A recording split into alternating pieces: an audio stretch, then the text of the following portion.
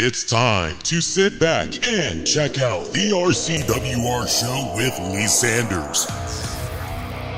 Get fun, in-depth coverage and analysis from the latest in professional wrestling in AEW, WWE, NWA, Impact Wrestling, or the world of entertainment. From hit TV shows to your favorite sports like the NBA or NFL. All things music, movies, and beyond, while trying to make sense of this crazy world we live in.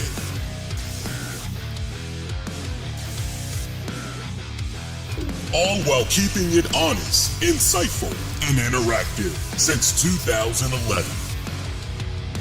And now your hosts, live from the nation's capital of Washington, D.C., Lee Sanders.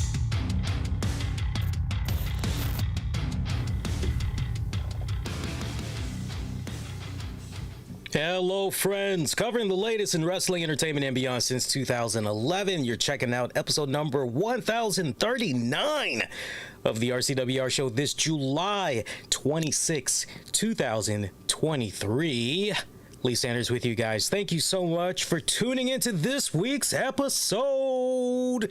And before you guys even ask, because I know we're literally right around the corner from episode number 1050, no, I have no idea if I'm going to be doing something special when the 1050th episode approaches, because honestly at this point it's safe to say we're gonna hit 1050. I would say if not by the end of September, early October, first week of October at the very latest. It just really depends as far as how much is going on within that respective week for the news, wrestling, entertainment cycle and all that. So hump day is here, weekend right around the corner. I apologize for being a little bit late, but then again, depending on when you're checking this out, I know for our live audience, they're used to me coming on a few minutes after AEW Dynamite goes off the air, and at the time that I'm now finally live, it's almost 10 minutes before the 11 o'clock hour. I actually had to run a very important errand with the missus, so that took up a few minutes of my time, but everything's now good. Like I said, for those of you that normally check out the shows for on demand, you're going to be checking it out at your usual, so you're not even going to notice anything of great significance as far as a change goes and everything. You guys like the hat? It's a little bit different from what I normally wear. This is actually part of a set that wifey had got for me a couple of weeks ago. It was pretty much to commemorate Father's Day, and she was like, hey, look, you might not have any human kids, at least that you know of, running around, but you are a father to our dogs, Chloe and Maggie. So, and she got me this and a really cool shirt that I've yet to wear. It's a hilarious shirt. The shirt reads, "This human belongs to Chloe," and right in the center of it is a cool picture that one of us had took of Chloe. It's a hilarious picture. So I couldn't find my traditional hat, so I just said, okay, you know what, I'll just push this, one-time deal, no problem. I'll just push this and we'll be good to go and everything. Hope you guys are doing your best to stay hydrated.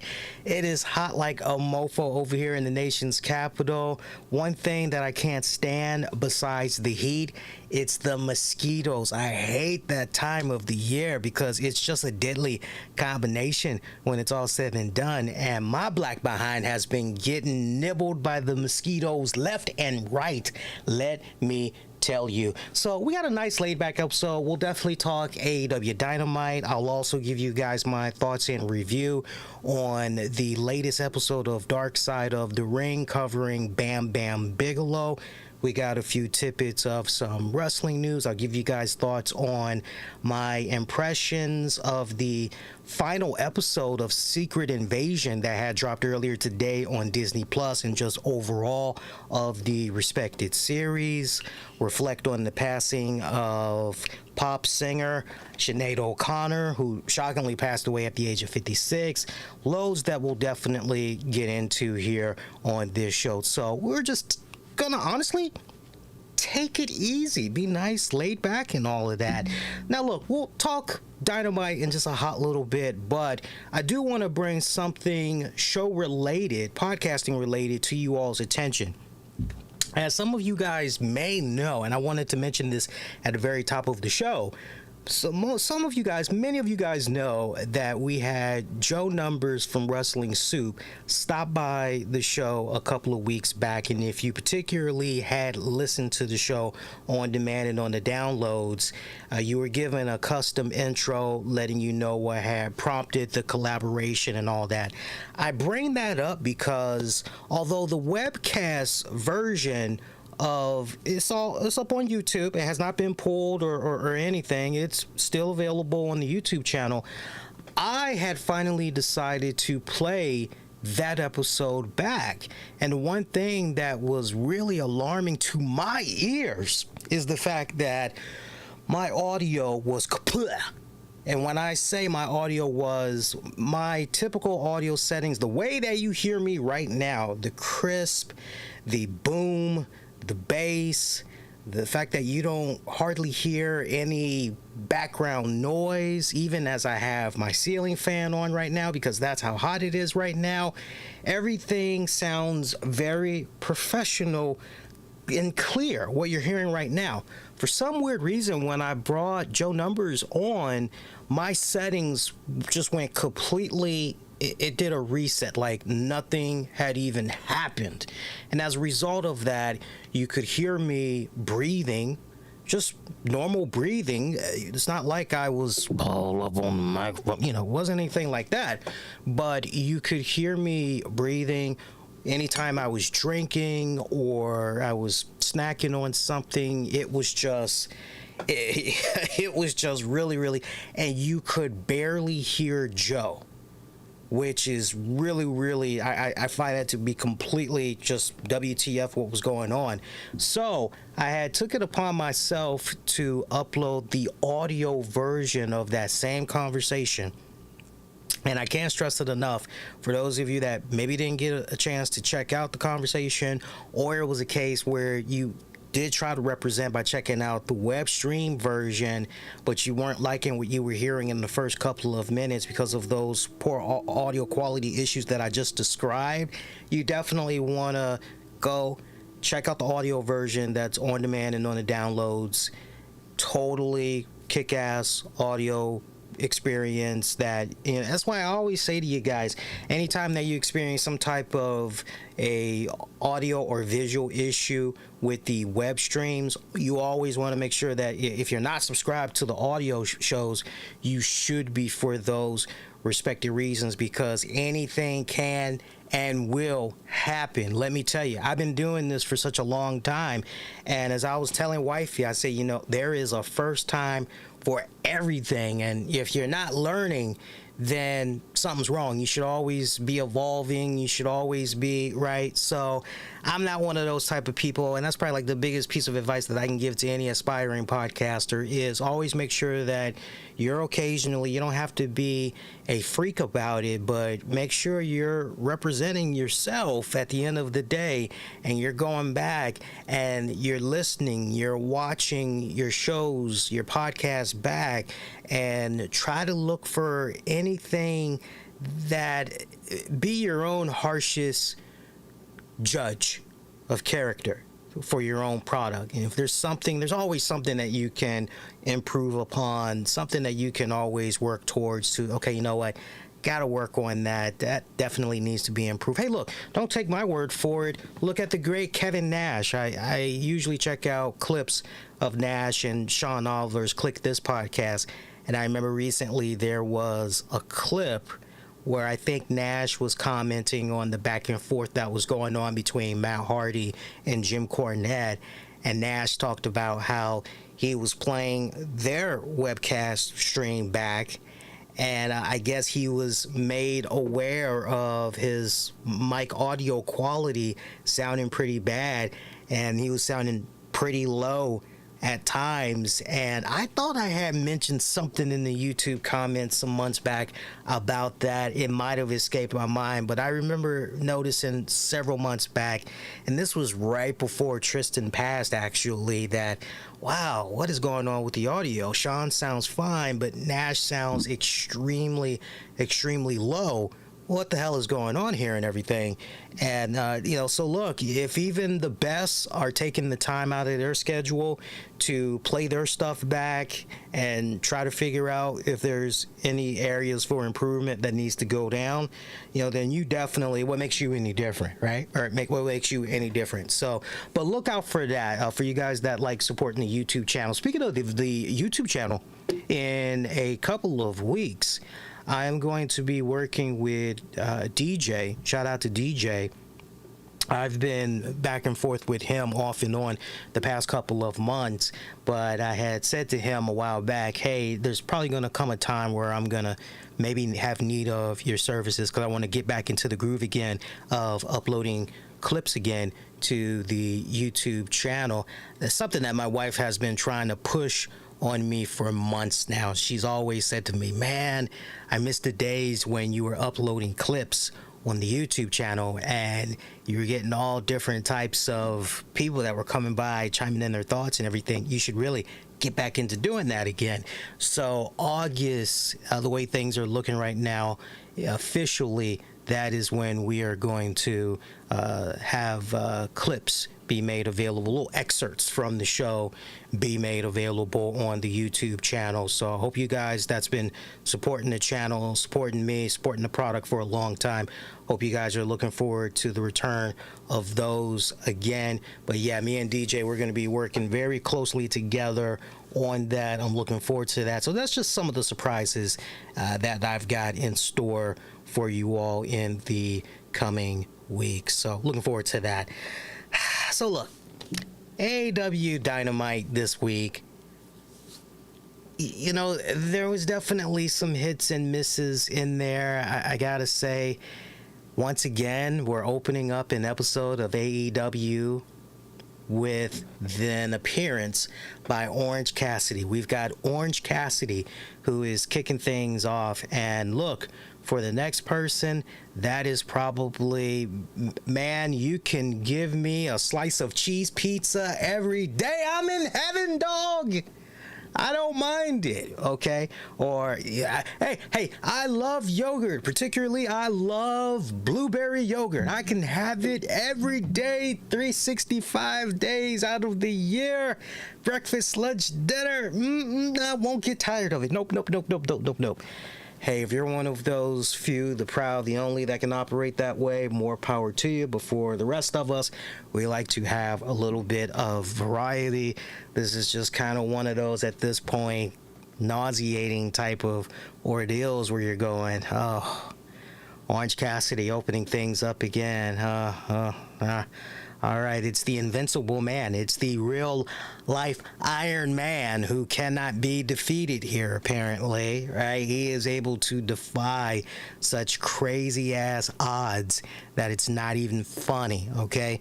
I mean, at this point, you can pretty much have this man. This man is like Jason. Okay, he's like Friday the 13th or some other freaking monster in a movie. You can do all kinds of sick, insane, heinous crap to this guy.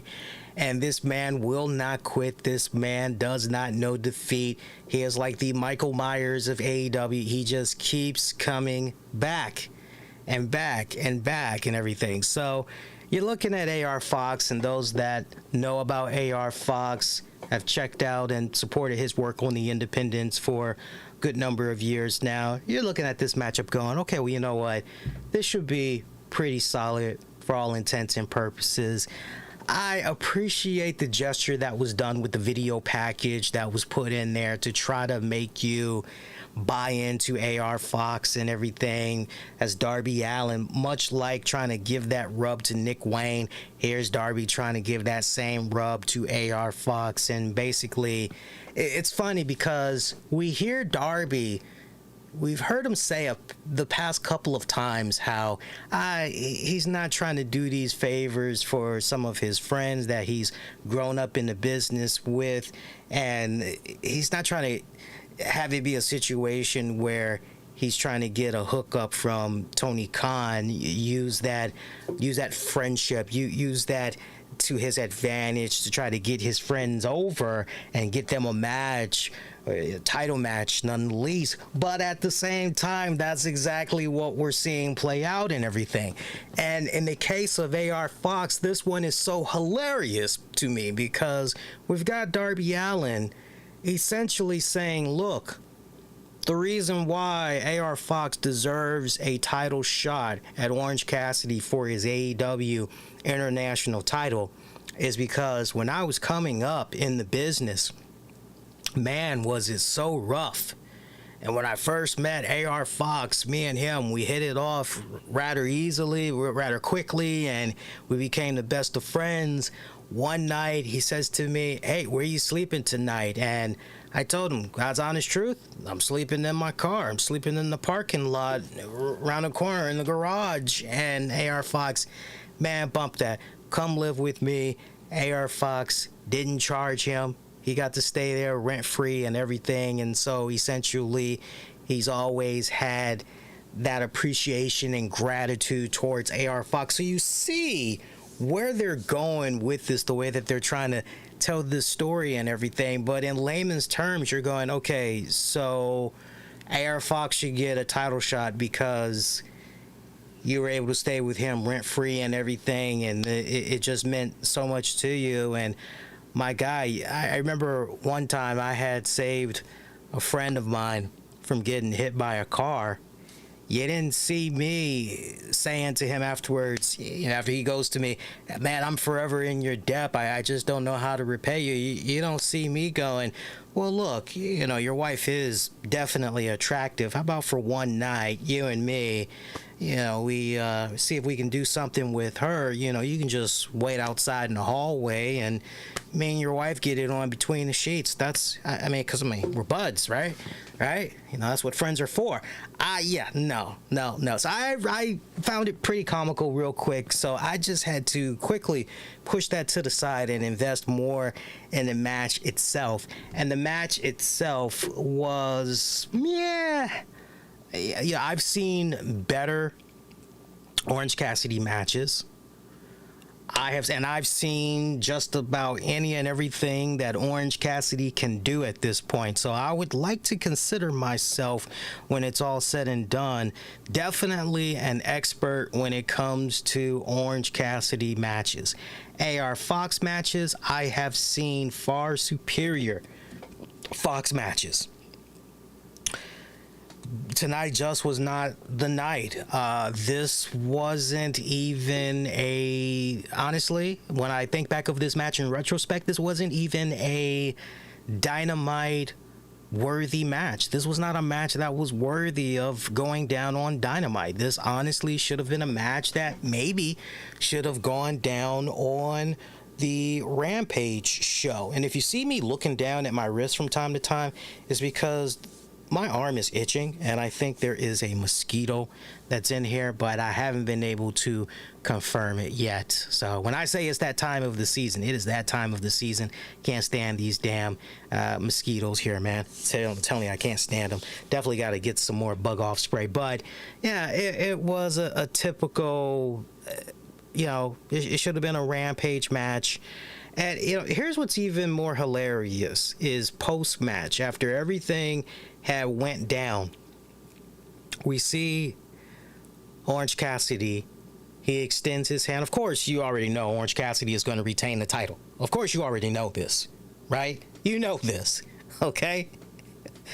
Seriously, if there was a gambling site that would let you make a betting decision on whether or not Orange Cassidy was going to be walking out still the AEW International Champion, and you are just betting every single time that the guy's going to win, you would be able to make such a huge amount of money. I don't know if DraftKings or those other joints are offering that up, but seriously, there's just There's just, this man could be involved in a Hell in a Cell match, street fight, ladder match, Falls Count Anywhere, all of those matches rolled up in one, or just one behind the other in one night. Orange Cassidy will win every single freaking one of them. You would make such serious money. Post-match, Cassidy extending his hand to shake AR Fox. They do the nice little gesture and everything.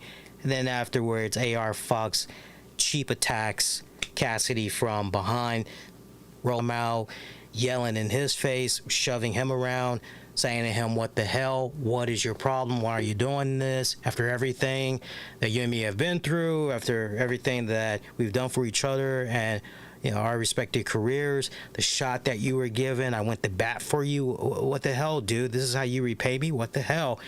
AR Fox just continuing to be apologetic, and Darby, no, get your ass back in there and apologize to the man. Make it right. AR Fox would not do that. AR Fox would not do that. And we saw why later on in the night, as get ready for it, as it led to Darby Allin taking on Swerve Strickland. So look, we've seen Swerve and Darby lock it up a couple of times within recent weeks, and not for nothing, they've delivered. They've given us some pretty solid in-ring action, and I would have to say, of all the matches that played out on tonight's Dynamite, this is the match I would say of my most favorites, even though I've seen a decent amount of Swerve versus Darby. Was what they did tonight better than their previous encounters? No. But as far as matches for the night goes on tonight's Dynamite, quality-wise, one of the best matches for tonight's show. Not by much, though. Just barely, at least from my point of view, just barely over that hump for one of the best matches of the night there. Swerve Strickland picking up the win. Pretty hilarious here because post-match, we saw AR Fox come out, and when it was all said and done, AR Fox sucker punch, he beat down Darby Allin. And it turns out AR Fox is now part of the whole embassy, Mongol, whatever business relationship, partnership that he has going on there. Swerve does with Prince Nana and everything. And yes, I am able to confirm that there is, in fact, a mosquito in here. So lovely, just lovely. I wonder how this is going to go down for the rest of the night. I wonder if I'm going to, well, I mean, it hasn't bitten me to death so far. I should be okay, right? Man, it's not like I'm gonna just go, live on air, just eyes rolled back in my head and foaming at the mouth and everything. But if you're like me, once you realize there's a mosquito that is occupying the same space that you're in, you're wondering where it is, and you're trying to figure out if you can get an opportunity to just swap the hell out of that living SOB, right? But no, Darby Allin attacked by AR Fox. So apparently AR Fox is now part of the Swerve Prince Nana ensemble and everything. And yeah, I looked at that and I chuckled at that, because the first thing that I am saying is, okay, so I'm supposed to give a damn about this guy that apparently is now a heel, and this guy has barely been on my TV set. How much so? You're lucky if this guy in AR Fox pops up on AEW main television once a month or once every other month. I challenge you guys, other than tonight, I challenge you guys to do your own proper research and look at the sporadic appearances that this man has made on main AEW programming. To my point, you're going, well, wait a minute. Why should I give a damn that this man essentially has turned on Darby Allin when we don't really see him on TV enough? This doesn't make any sense. Like, why should I care that he's gone heel? Seriously, it's just one of those, man, this is some stupid booking 101 type of crap that you just go, okay, what else we got? Seriously, what else is on the card for tonight? Let's just fast forward, keep it moving along. What else we got that's on the card? Didn't really get much better after that either as far as tonight's show goes. We had Dr. Britt Baker taking on Taya Valkyrie. You know, I hate to say this because I've had the opportunity to meet Britt Baker, met her on the Jericho cruise. Lovely young woman. She is a sweetheart, a total freaking pro. But hey, we're talking about what's going on in the ring, okay? My whole thing these days is which type of Britt Baker are we going to get? Are we going to get the Britt Baker that's going to show up and she's going to pull out of her a decent match that you can nod your head and say, well, you know what? She did good tonight. She did good tonight. She rose to the occasion of her dance partner / opponent and then some. Or are we going to get SHITT Baker, which basically just goes in there, tries to do any old type of whatever it is that she's trying to do, hokey pokey, whatever, and looks really bad doing it? Which Britt Baker are we going to get? Well, we'll get the answer to that question. It unfortunately was the latter. It was the latter. And, you know, I would like to just honestly believe that this is essentially what happens when you have a wrestler that... Now, look, there are some well-known wrestlers that's out there that do a phenomenal job in juggling their main 9-to-5 gig, you know, their main meat and potatoes. And when they got to go out Thursday nights or Friday, Saturday, Sunday, they got to go be wrestler. There are those that know how to do it extremely well, and not for nothing, but with the dates that they're able to book for, you know, the weekends, you know, they're constantly able to hone their craft and everything, to my point.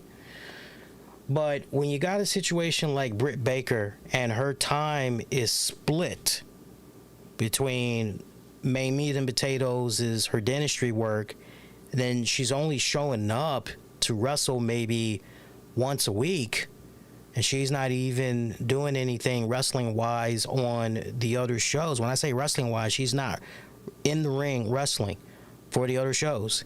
It's just, okay, between Dynamite, Rampage, Collision, she's only doing one of those, and that's basically it. You know, it's really hard to hone that craft. It's really hard to perfect it. Okay, it'd be no different than somebody that's trying to learn how to play the guitar, someone trying to learn how to swim, someone trying to learn how to be a golf player. Becoming really good does not happen overnight, as many of you all know. It takes practice. Practice makes perfect. You hear this from time to time and time again. Your parents have told you this, you know, friends, family, tutors, what have you. And this match was just so bad on so many levels, right down to the point I thought it was pretty hilarious that after the conclusion of this match, there was a fan that was holding a sign, and I freaking laughed my ass off so hard because I looked at that and all I could say to myself was, underdog, put that bad boy on a t-shirt.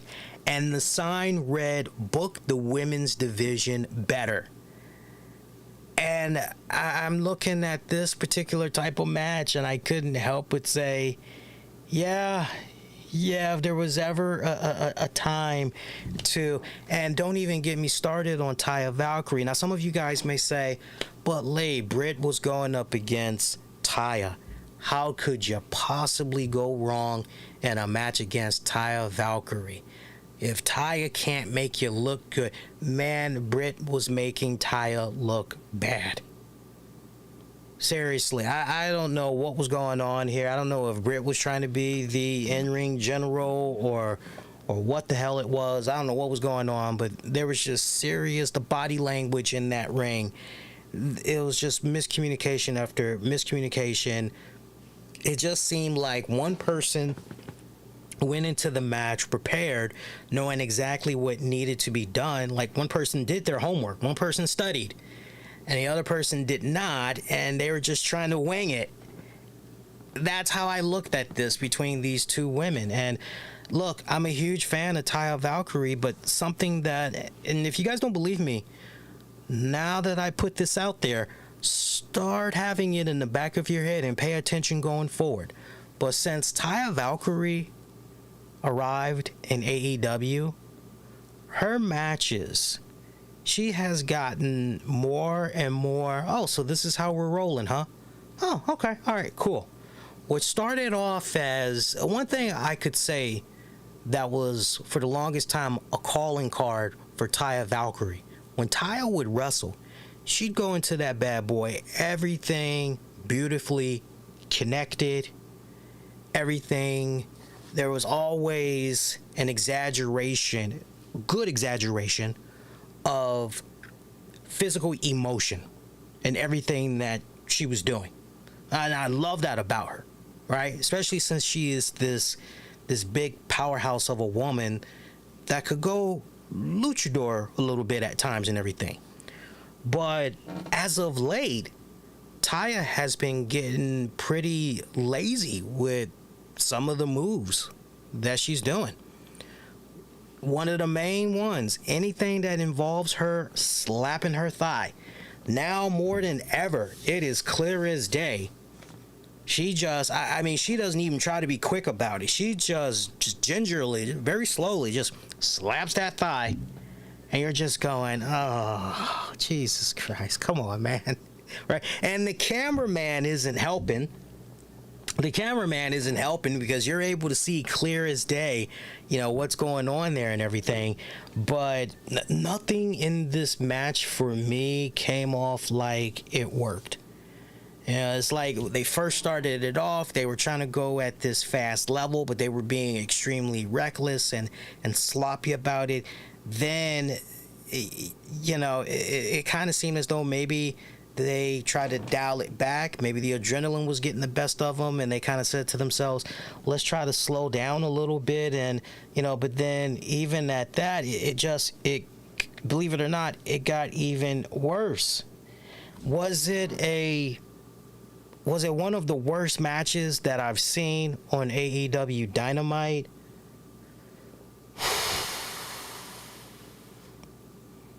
It wasn't the worst, but man, if I had to score this match, because those of you that follow my reviews on 401 Mania, if I were to rate this match, you know, my rating scale on the site, I go from 1 to 5. And I'm usually pretty, you know, I'm pretty hard as it is. I would probably give this a 1 out of 5. That's how, I mean, shit, if possible, half a star. Appreciate the effort, but the execution and everything was just, really, really, really bad on so many levels. We saw MJF, Adam Cole, FTR, pretty much respected video promos, hyping up their upcoming tag match for the AEW tag titles and everything. Roderick Strong getting into the face of MJF once again, telling his good friend Cole, look, man, you cannot trust MJF. We've been down this path before. You know I'm speaking the truth. I understand how you can do this. I'm your best friend. And Adam Cole's telling him, look, man, you got to respect the fact that I have other friends. And, hey, look, you got to respect my boundaries, man, seriously, because I'm all fine for that. If we're going the creeped out direction here with Roderick Strong, I am all for it. Let's go there and everything, right? And especially if the story that we're trying to paint at the end of the day is MJF pretty much has Adam Cole right where he wants him. And man, that is just going to make it even sweeter when MJF gets ready to put that dagger in the heart when on the contrary, it's actually Adam Cole that's been one step ahead the entire time, and he's the one that's ultimately going to be turning on MJF. I still say that's the direction that they're going to be going in. Has nothing to do with Adam Cole baby going heel, none of that. This is just how cold and calculating Adam Cole. Look, if anybody knows how to play the game dirty, and if you're thinking about just the character and storyline, Adam Cole has essentially learned from the very best and everything. Okay, this guy, not for nothing, was part of one of the hottest factions that was running around at one point over for a company there in Stamford, Connecticut, and they were dominating so well. Yeah, we are going to see vintage, because look, at the end of the day, if you want to take out a dog, sometimes you got to be a dog, because it's a dog eat dog kind of world. So I really believe that MJF is going to have a rude awakening when everything is said and done coming up this weekend. We shall wait and see how all that pans out. Hey, you guys been enjoying yourself so far? You know what to do. As soon as you see that bad boy pop up on your screen, if you haven't done so already, definitely show that love. By the way, if you haven't done so already, help out a great ton. Leave those ratings and reviews on Spotify, Apple Music. Subscribe to the podcast as well if you haven't done so already. A couple of other little things we can get into. Not really too much more, because we're probably going to be done in about maybe 5, definitely less than 10 minutes. Don Callis once again trying to do his greatest sales pitch of life insurance. No, of why Chris Jericho needs to join Don Callis and all of that good stuff. And we saw an interesting stipulation be put out there here this go round, where Don Callis says, look, I got us a tag match where it's going to be you and Takesha. And Jericho's going, yeah, okay, cool. Yeah, I like that kid. I've had my eyes on him for a while. Yes, bright career ahead of him.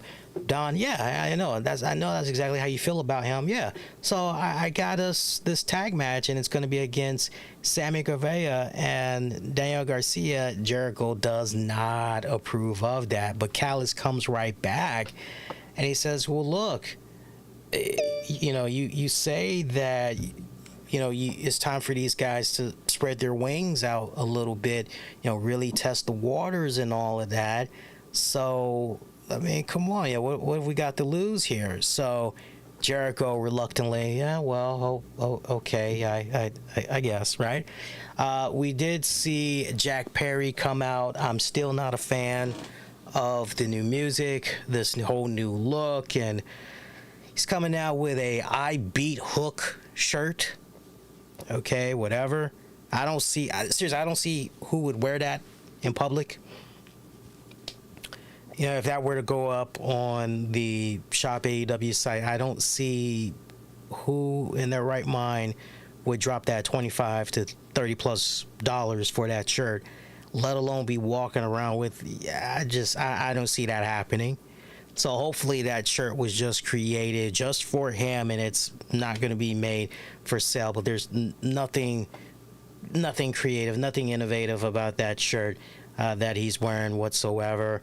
Yeah, Perry, little promo that he had, talked about how he knew he was going to win a championship, but he didn't think it was going to be the FTW championship, because as far as he's concerned, that championship was created in a second-class company.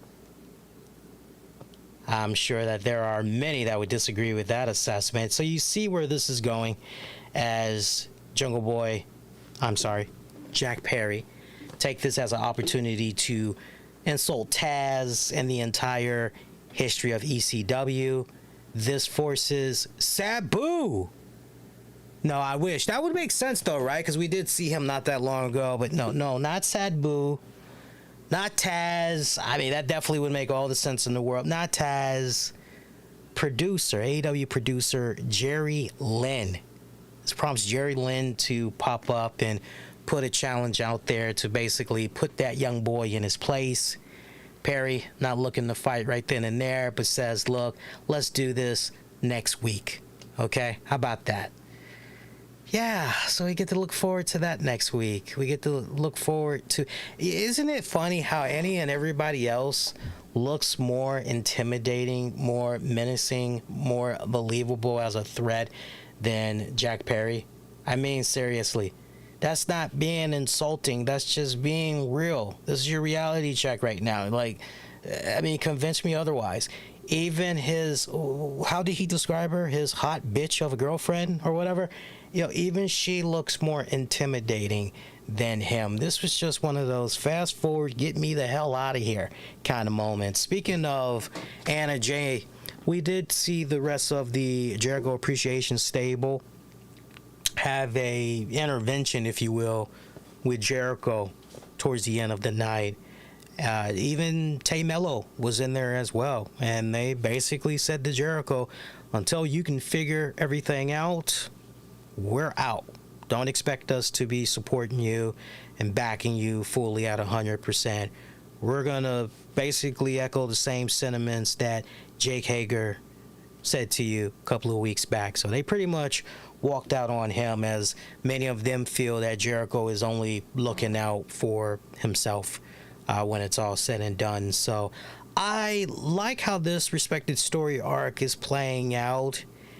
And it just has me kind of wondering, you know, what exactly is going to happen here with Jericho, because part of me largely feels that the Appreciation Society has run its course, and maybe it's just time to, you know, branch off, go in other areas here, and let's just see Jericho by himself and feuding with Don Callis in that respected stable, because honestly, you can very brilliantly, under the right setting, have Jericho be incorporated with the Elite if you want to try to give them even more, not that they need it, but if you want to try to do more of a rub, that would actually benefit both respected properties, honestly. But if that was maybe a direction you're going to try to head in, I can see that happening. But I'm just having a hard time seeing the Jericho Appreciation Society, because look, trust me, Jericho is eventually going to get cold feet over what all is going on. He's going to have that second change of heart, and nobody says no to Don Callis, so there's going to be some serious repercussions there. My only question is as going to be as clear cut as I think it is in regards to once the damage is done to Jericho. Does Jericho try to maybe do something with the Elite, or have we truly seen the end of the Blackpool Combat Club and the Don Callis stable for what it's worth there, his whole mingling with all of that? You know, there's so many directions that Tony Khan and crew can go in with this one, but yeah, that's just kind of one of those things you got to have in the back of your head. But at the end, I've got Jericho trying to pull back, declines. Nobody says no to Don Callis, and Jericho pays for it severely. That's how I'm looking at it. If you guys are looking at it a little bit different, let me know. Best friends, Lucha Brothers, Blackpool Combat Club, Triple Threat, Fear Factor finishes, Trent, Lucha Brothers picking up the win. Good match. That was actually a pretty strong match. Good way to go out for the night. No problem with that match whatsoever. Don't forget, we've got Moxley versus Trent Beretta versus Penta in a three-way Anyway Goes match set up for next week, as Orange Cassidy came out at the end and did an orange punch to Castanogli to end the episode, essentially paying back Jon Moxley from earlier, because coming this fall from AEW is Everyone Hates Orange Cassidy. Yeah, I almost forgot about that, because Orange Cassidy, after he had successfully retained the championship, AR Fox dropped him. Moxley came out there, dropped his ass as well.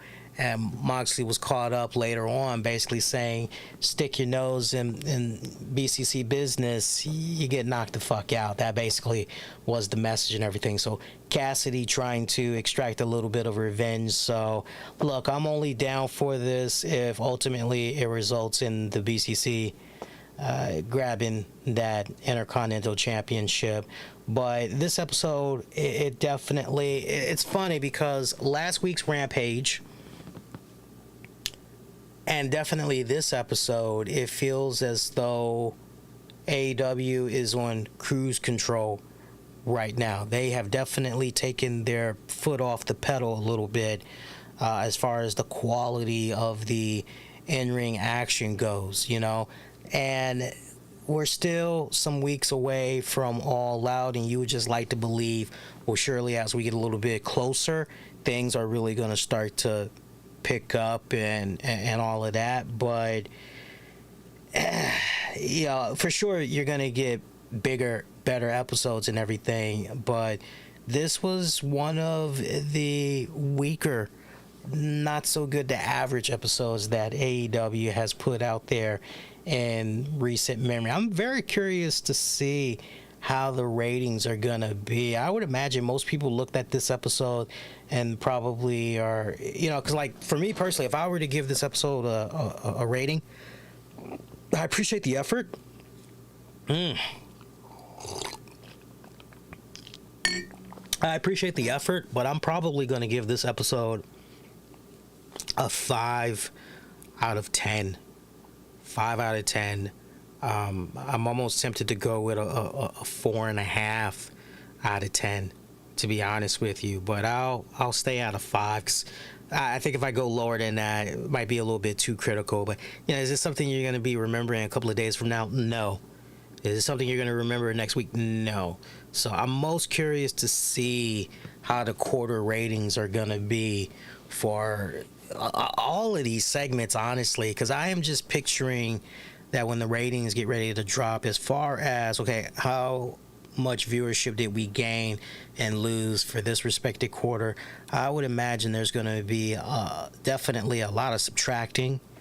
So I'm curious how it's going to average itself out.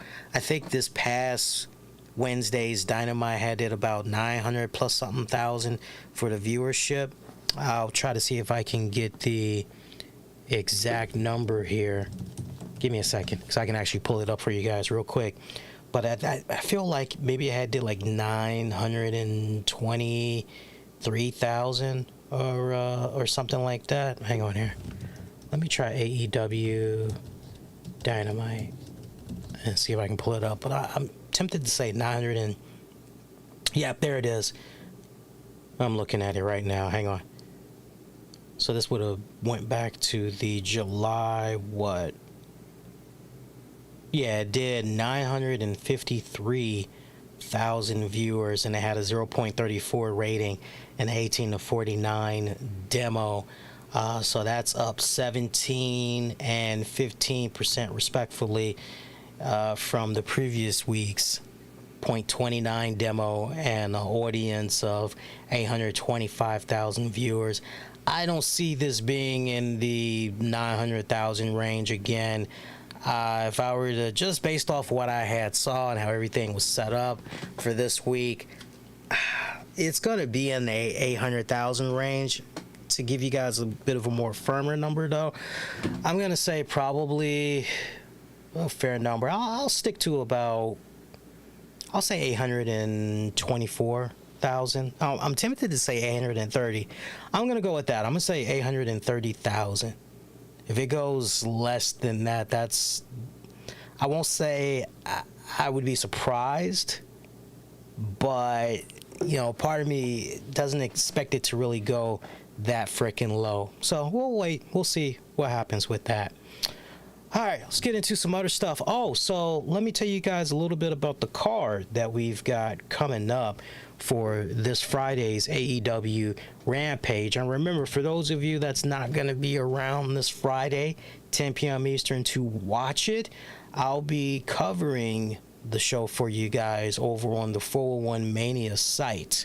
So just bookmark it, keep refreshing, and you'll get the updates. You can interact with me and the rest of the lively community on the site. But for this week, we've got ourselves a tag team battle royale for a shot at the AEW World Tag Titles. This is going to consist of the Hardys, Matt Menard and Angelo Parker, Butcher and the Blade, Brian Cage and Big Bill, Christopher Daniels and Matt Sydal, Serpentenko and Luther, Ethan Page and Brother Zay, Jay Lethal and Satnam Singh. And remember, the previous week it was a Royale Rampage. A Royale Rampage with cheese. So this go around, we're now seeing a battle royale, a tag team battle royale. So can you just imagine the people that's going to be changing to AEW Rampage this Friday? They're going to be tuning in, and the first thing that they're going to see, and I wouldn't put it past AEW to do this, which is why I'm hoping they do the opposite. But just imagine if the show opens up with a royale. You know they're going to do it, which is why I hope they don't.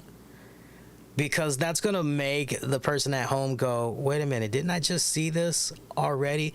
And they may change their channel or whatever, thinking that, oh, this is like a repeat or whatever. So hopefully they'll kick it off with maybe a singles match, and if anything, they'll close things out with the tag team battle royale. Because, you know, minus a cage, right?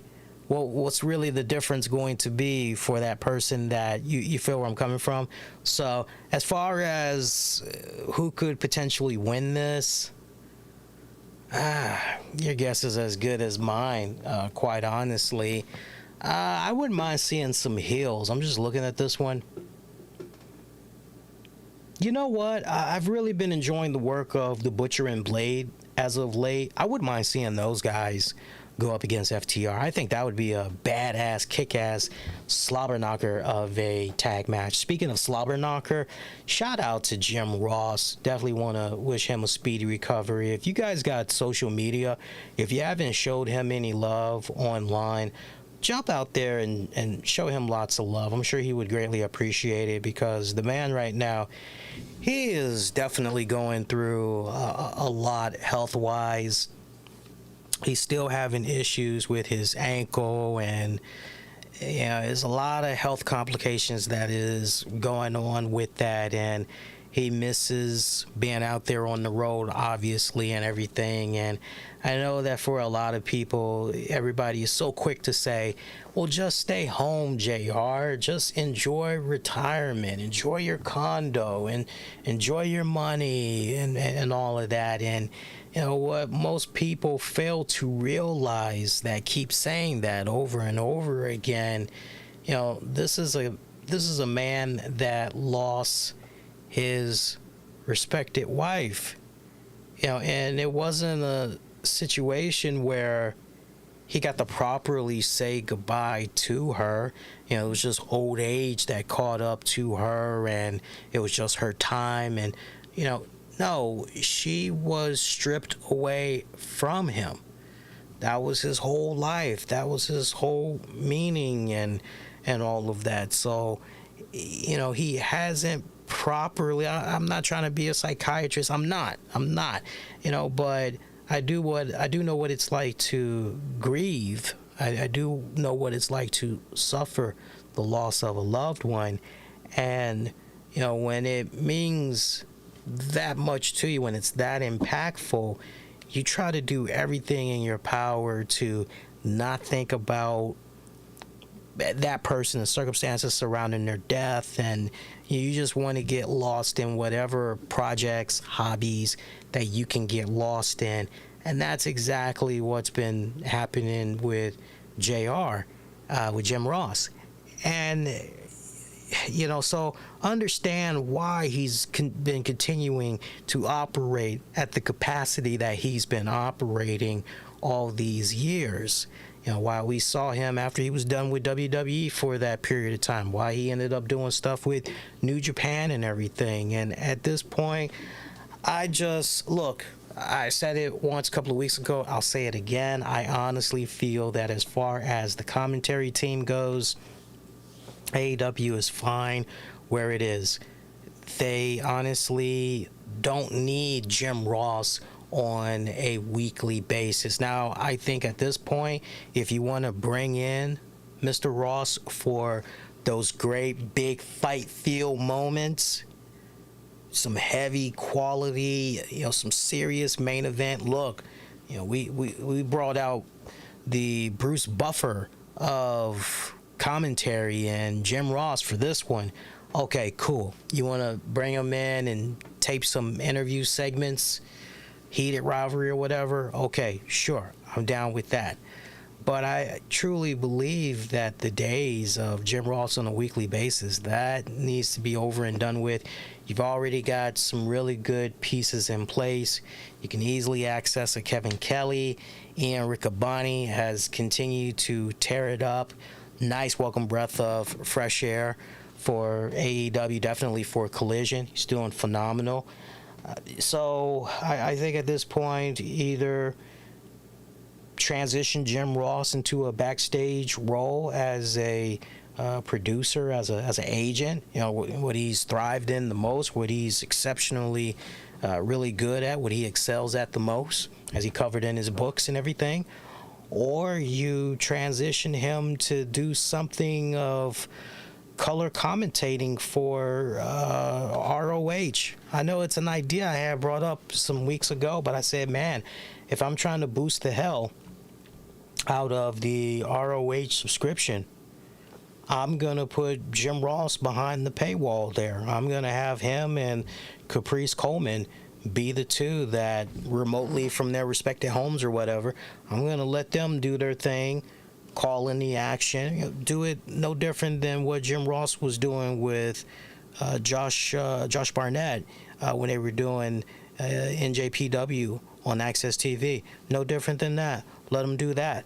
Or if you're going to eventually introduce some new AEW original programming that is maybe going to be behind some form of premium paywall, because we're still continuing to hear those talks about, potentially there could be AEW, maybe they do something on Max, or maybe they do something with, right? We keep hearing all of this, and I believe sooner or later, mark my words, before 2025, definitely before 2025, that is going to come to fruition. Maybe they can somehow incorporate JR that way, as far as, look, here's this premium content that AEW has. JR is one of the hosts or commentators, and you want to access it, right? You got to pony up the money so you can check him and everybody else out. But if you were to operate that way, that's a good way. It's a good business model, quite honestly. It is a good business model. If Tom Brokaw, if Tom Brokaw right now in 2023, if he was almost 30 years younger, and you were to do all this stuff that you got that's running around now with the apps and everything, just imagine if you were to take that powerhouse of a heavy name and you're getting ready to introduce some new content behind a paywall. Okay, it's definitely right, but you got to have more than just Tom Brokaw. You got to have some heavy hitting names that will really be able to help you. Okay. And you got to take your time, too. You got to know the audience. You got to know what type of content that they're interested in and everything, and make sure that you've got enough content that's going to please everybody and it's going to justify X amount of money. Greatest example, look at what happened with CNN Plus. That did not last long, did it not? It didn't even make it 3 months, y'all. It did not even make it 3 months, okay? So, yeah, you got to definitely be strategic by it, but those are definitely some options that they could do with Jim Ross there. But speedy recovery to him. I had the opportunity to meet him in D.C. many years back. Yeah, I came to the D.C. Improv for his one-man show. And I can't stress it enough. If you guys ever get an opportunity to see that he's going to be doing that and it's happening in your respected area, definitely check it out. You'll have loads of laughs, loads of good times and everything. Some really good stuff. All right, some other stuff that we can get into here on the show. So I see the viewership numbers for the Dark Side of the Ring episode for Bam Bam Bigelow. It looks like that episode, which aired on Tuesday night, averaged 185,000 viewers and drew a 0.5 rating. That's a slight increase from the previous episode, which was on Abdullah the Butcher, and that had averaged 178,000 viewers, but that demo was slightly down. That demo was slightly higher than the one for Bam Bam Bigelow, just by 1 point, basically.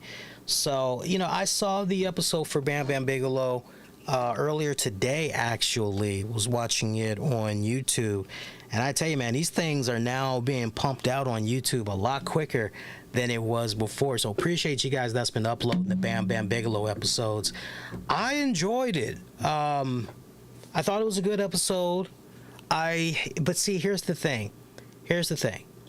I thought for an overall snapshot, the boys behind Dark Side of the Ring, they tackled what they needed to tackle. But it's one of those things where you're going, okay, once again, I'm still left asking so many questions. I'm getting more, I have more answers, or rather, no, I'm butchering the hell out of that. I have more questions than the answers that I'm getting, or lack of answers that I'm getting to the questions, many questions that I have. First of all, let's start with the roundtable of people that they had got for this episode. Diamond Dallas Page made all the sense in the world because him and Bam Bam, they grew up in the New Jersey area. Diamond was doing his thing with some of the bars, clubs that he was working at out there. That's pretty much how he came across Bam Bam that way, right? All of that made all the sense in the world. Shane Douglas, some of the feuds that he had going on with Bam Bam, okay, makes a lot of sense. Taz, yes, hands down. Love Taz being in there. Dave Meltzer, for me, Dave Meltzer didn't really offer anything. I really wish that they would have been able to tap into Paul Heyman, but that really would have been twisting the arm, and I just don't think it would have happened, quite honestly. But Dave Meltzer was pretty much we can't get Paul Heyman, so you're going to have to settle for this. That's how I kind of looked at that. You'll understand why. I mean, you already know why I'm mentioning Paul Heyman, but there's a particular critical moment that I think many of you guys that saw the episode, about, where you're like, yeah, Paul would have been great to talk to in regards to this. The Bigelow family, sons Shane and Scott, also daughter Riki, ex-wife Dana Breckenridge, and the daughter's name Ricky Bigelow is what she's calling herself. And her heartbreaking story to really open up the episode. She talked about how she remembers being 2, possibly 3 years old, and she's riding shotgun with her dad, and she's watching him nod off as the car is in motion. It's on the road, and she knows that to be able to comprehend something's not quite right with daddy. I'm sensing some type of danger here, and she's trying to do everything she can to get his attention, and he's thinking maybe she has to use the bathroom or whatever, and so he pulls to the side of the road. She tries to pretend that she's going to go relieve herself, but she's really just doing that because whatever was going on with her dad, she's trying to get him to shake out of it. She gets back into the car. It happens again. Next thing she knows, a cop is pulling her out of the car while her dad's being put in handcuffs. Eventually, she sees her mom, and mom basically tells her, honey, I'm so sorry that happened to you and everything, but unfortunately, that's going to be the last time that you're gonna be seeing your dad, and that literally was the last time that she saw her dad. You know, awkward phone conversations and all of that would happen years later, but you know, just one of those, wow, right? So you open up the episode with a really, okay, I'm gonna punch it through the chest, I'm gonna grab your heart, and I'm gonna tug it. So that's a nice way to really grip you, go in there and everything. And I liked how they talked about the humbled beginnings for Bam Bam. I liked how they talked about how he was just this freak amateur that was, you know, doing weightlifting. He was going into, you know, amateur wrestling and everything, scaring people left and right. You know, all of that craziness. You know, like how they covered that. Didn't have any intentions on going to college, and you know, it's interesting how the ex-wife and everybody were just, even Diamond, were just like, ah, man, Jersey, we were just living the American dream, just doing what we wanted to do, and you know, it meant we had to, you know, work a job, so be it, blah blah blah this, blah that, right? Thinking Bruce Springsteen. Love how they incorporated the boss. I'm a big fan of Bruce Springsteen, so anytime you get to somehow work Bruce Springsteen in there, I'm definitely sold on that one. So some good stuff right there. But yeah, I liked how Diamond Dallas Page recalled coming across Bam Bam for the very first time. He was 17 years old, but because of his height and his size, he looked years ahead of his time, and Diamond and Bam Bam just clicked right after that. And soon Diamond had confided in him how somehow they got on talk of wrestling, and DDP says to Bam Bam, yeah, wrestling, I tried it once or twice, a couple of times, and yeah, it just wasn't for me. Bam Bam decided that he was going to try it out. What the hell does he have to lose? And as they say, the rest is pretty much history. He ended up hooking up with Larry Sharp at the Monster Factory. Paul Heyman, the way Paul Heyman eventually comes into the scene. Paul Heyman, as we all know, that checked out his Ladies and Gentlemen, My Name is Paul Heyman DVD. He was a fixture at Studio 54. Kid, years and years and years ahead of his time and everything, and the work that he was doing for Vince McMahon Sr. and WWF back then and everything. You know, he was doing the whole photography thing too and everything, because he had a wrestling magazine / newsletter that was running around, much kind of like Bill Apter, what Bill Apter and them was doing. And he got wind of Bam Bam Bigelow and was doing so much to put this guy over and everything, and was able to have, and this may sound crazy, but you know, this is how much stroke Paul Heyman had back in the day, a very young Paul Heyman, and we're talking years before he became a manager and all of that, okay? But Paul Heyman had got Bam Bam Bigelow's first in-ring debut match at Studio 54. You know, and I wish they really would have talked about Studio 54 a lot more. Not that you needed a full-blown, you know, rundown on, but really stress the importance of Studio 54, because Studio 54 back in the day, this was a club that was at the center of all things pulp culture,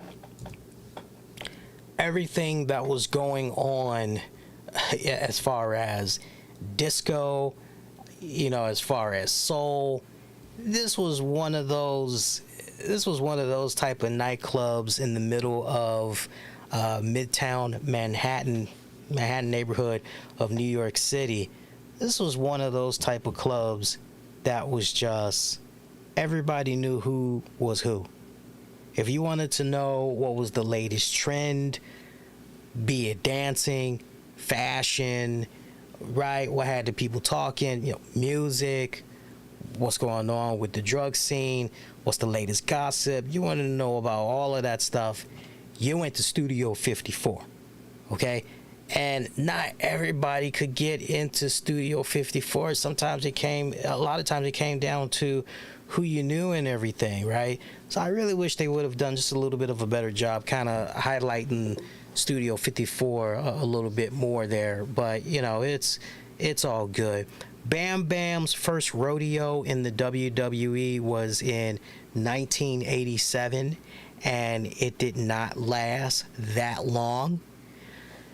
Vince McMahon saw a very bright career for young Bam Bam Bigelow, but Andre the Giant, you know, something that they just kind of glanced over, but it is a well-known fact that Bam Bam Bigelow rolled out of WWF that first rodeo because of one defining match, and that was a match against Andre the Giant.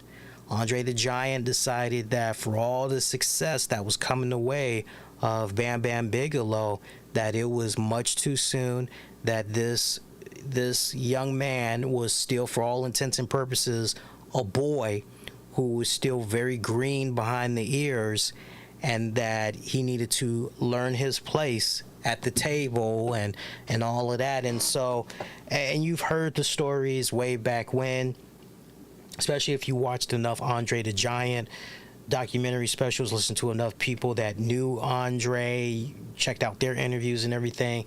If Andre did not like you, if you rubbed Andre the wrong way, man, if you had to face him in the ring, he would straight up do a shoot on you. He would go shoot on your ass, okay? And that's exactly what happened here.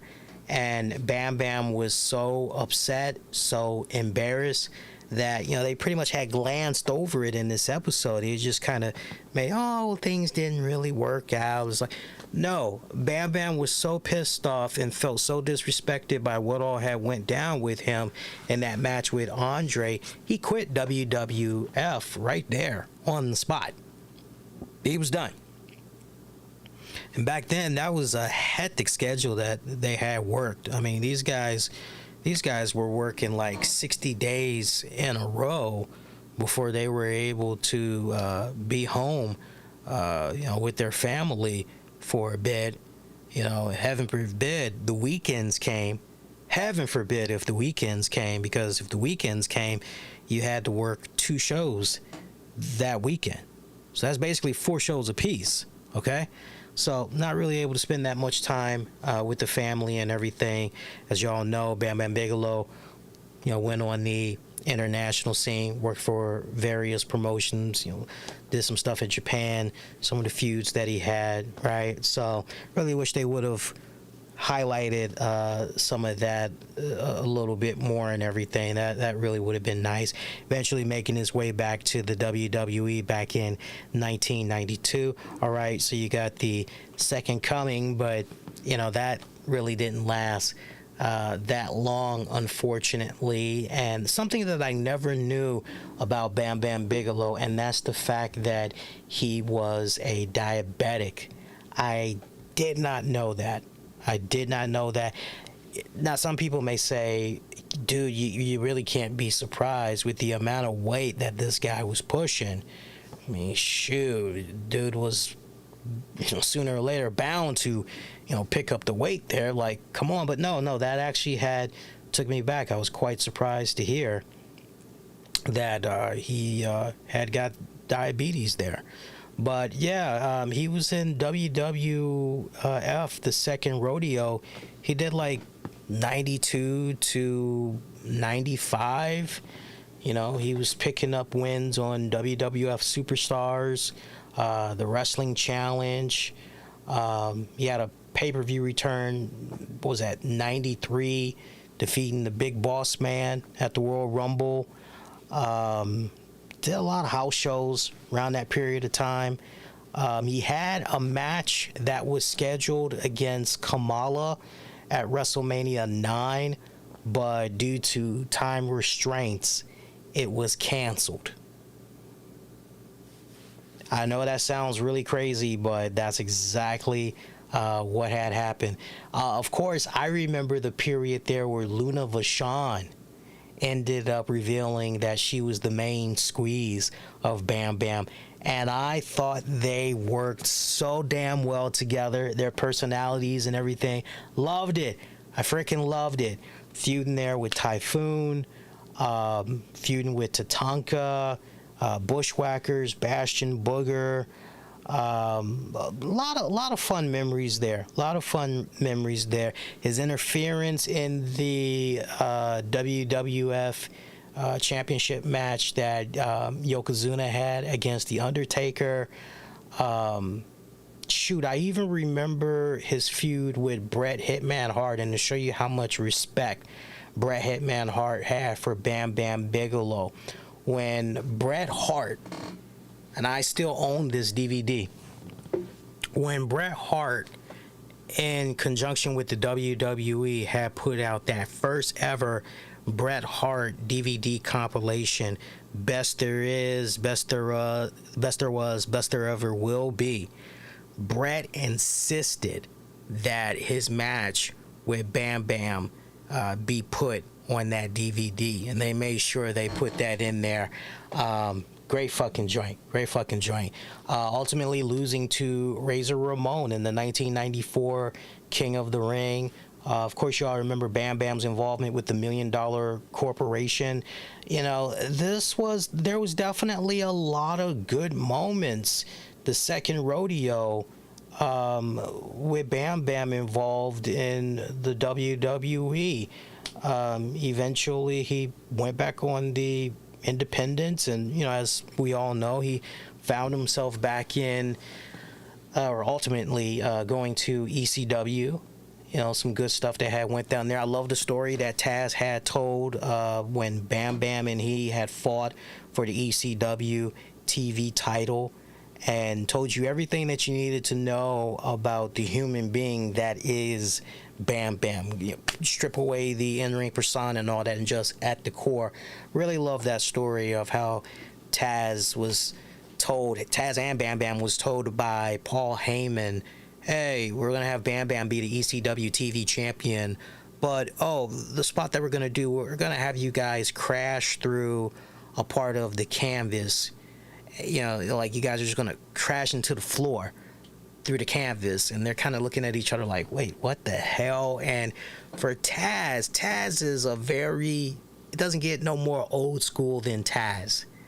And for Taz to talk about how the ring was built and, you know, everything that had went into that particular spot, and how Bam Bam, one of the first things Bam Bam is thinking about is, yo, how are we going to pull this off? What if we injure Taz in the process? Heaven forbid we mess up the back of his head, his neck, worse, guy becomes paralyzed. We don't want that to happen.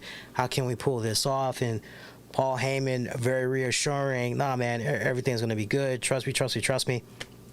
And I love how now, all these years later, you know, Taz is like, you go back, you watch the match, I get on top of him, put that rear naked chokehold on him, and you see Bam Bam tap his wrist and then pulls out, you know, this white tape, and he's basically measuring Taz's head. Sneakingly, he's doing it, and he's making sure he's measuring it just right so he knows exactly how and where to drop him so Taz doesn't mess up his head. And after they do that insane spot, the first thing Bam Bam says to Taz, are you okay? That had Taz choke up big time there. I mean, that was probably the most coolest freaking story that just, it made my face light up big time when I heard that. You know, of course, somebody that is the size of Bam Bam, you know that there's a price for moving the way that they're able to move in that ring. And look, as somebody that lived through watching Bam Bam Bigelow as a kid growing up, you know, I see all these other guys that's running around now. Everybody's got a little bit of Bam Bam Bigelow in them. Whether you're looking at guys like, at one point, Brodus Clay or Bronson Reed, Odyssey Jones, you know, you name it. You throw the name at me and I go, yeah, that name too. Man, Bam Bam was so many years ahead of his time, light years ahead of his time, revolutionary. Truly, he was groundbreaking.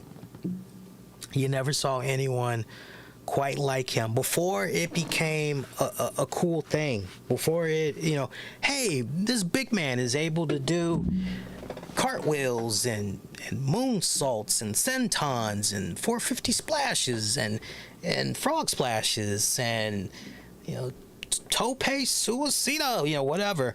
Like, before all of that became a popular thing among big men, Bam Bam was the first. He broke the mold. You didn't see anybody doing the type of stuff that he was doing back in the day. And that's the honest truth.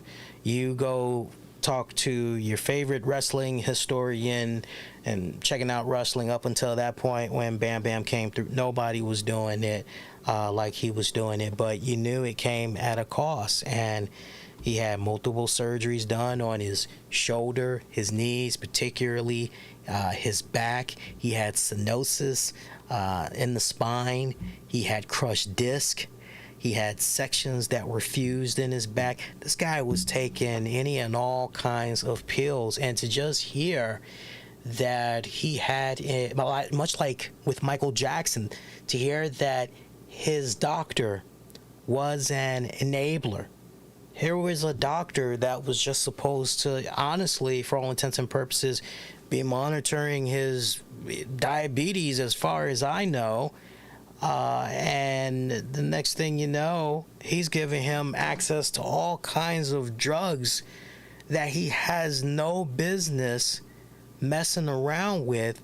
And the doctor is doing this because at the end of the day, he is a goddamn mark for Bam Bam Bigelow and the wrestling business. You've got the ex-wife saying to the doctor, hey, you gotta stop this. You're hurting our family. You're driving such a significant wedge between myself and my husband. You are ruining his health. You're taking it to a point that it has no business going towards. Rather than him doing the right thing and, no, he's undermining her and being jovial and joking around about her with Bam Bam. Yeah, that was one screaming ass point of this whole episode that I was so disappointed that we didn't get to find out, hey, what happened? Because I'm hearing all of this. And, of course, Bam Bam's autopsy report, I mean, this guy had over 20 different drugs in his system of a cocktail. Okay, the two you want to mainly home in on, cocaine and fentanyl. Those are the main two that he had in, but he had over 20 different drugs in his system. I couldn't help but go, tell me that the family had sued. They took this doctor to court. They tried to get him prosecuted. Maybe they won a civil case. This doctor's no longer practicing. And to not hear what had became of that doctor, that was just a head scratch. And I'm going, guys, come on. How could you end the episode and not even mention what happened with the doctor? What's going on here, man? So huge points deducted right there and everything. And obviously when you're loaded up on that much different medication, yeah, your speech is probably going to be slurred. Your personality, way you interact with people, most likely is going to be very different.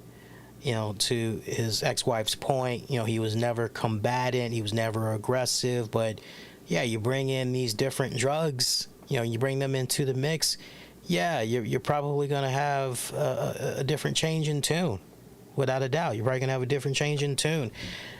And, when that situation had went down with the daughter, that pretty much was the beginning of the end for the marriage. That the wife mentioned to him, I just want to make sure I show her love, mention her her name again. You know, she obviously seemed, even though it's been so many years ago, she seemed like someone that was still Dana. She still seemed, you know, she still loved him for all intents and purposes. She still loved the man and everything, and that speaks volumes. That speaks a lot of volumes. That means that she is able to focus more on the good times that she had with him than the bad and everything. And to the point, you know, she acknowledged how she eventually took up therapy, and she's now at a point where she doesn't blame Bam Bam. It was the drugs, but you know, it put her in a rough spot, obviously. But the fact that Bam Bam chose the drugs over her and the 3 kids that they had together, seemed like for a little bit Bam Bam was on the right path when their 3rd child, Richie, came into the picture, but drugs getting the best of him. A very, very sad tale, right? Here's a life that was so bright, you know, nice big jovial guy and everything. Yeah, and something else that they did not highlight. Is the fact that when Bam Bam hooked up with this so-called girlfriend of hers, when Bam Bam was running, I mean, this is well known. This is well known, and why they did not cover it on this episode is beyond me, seriously.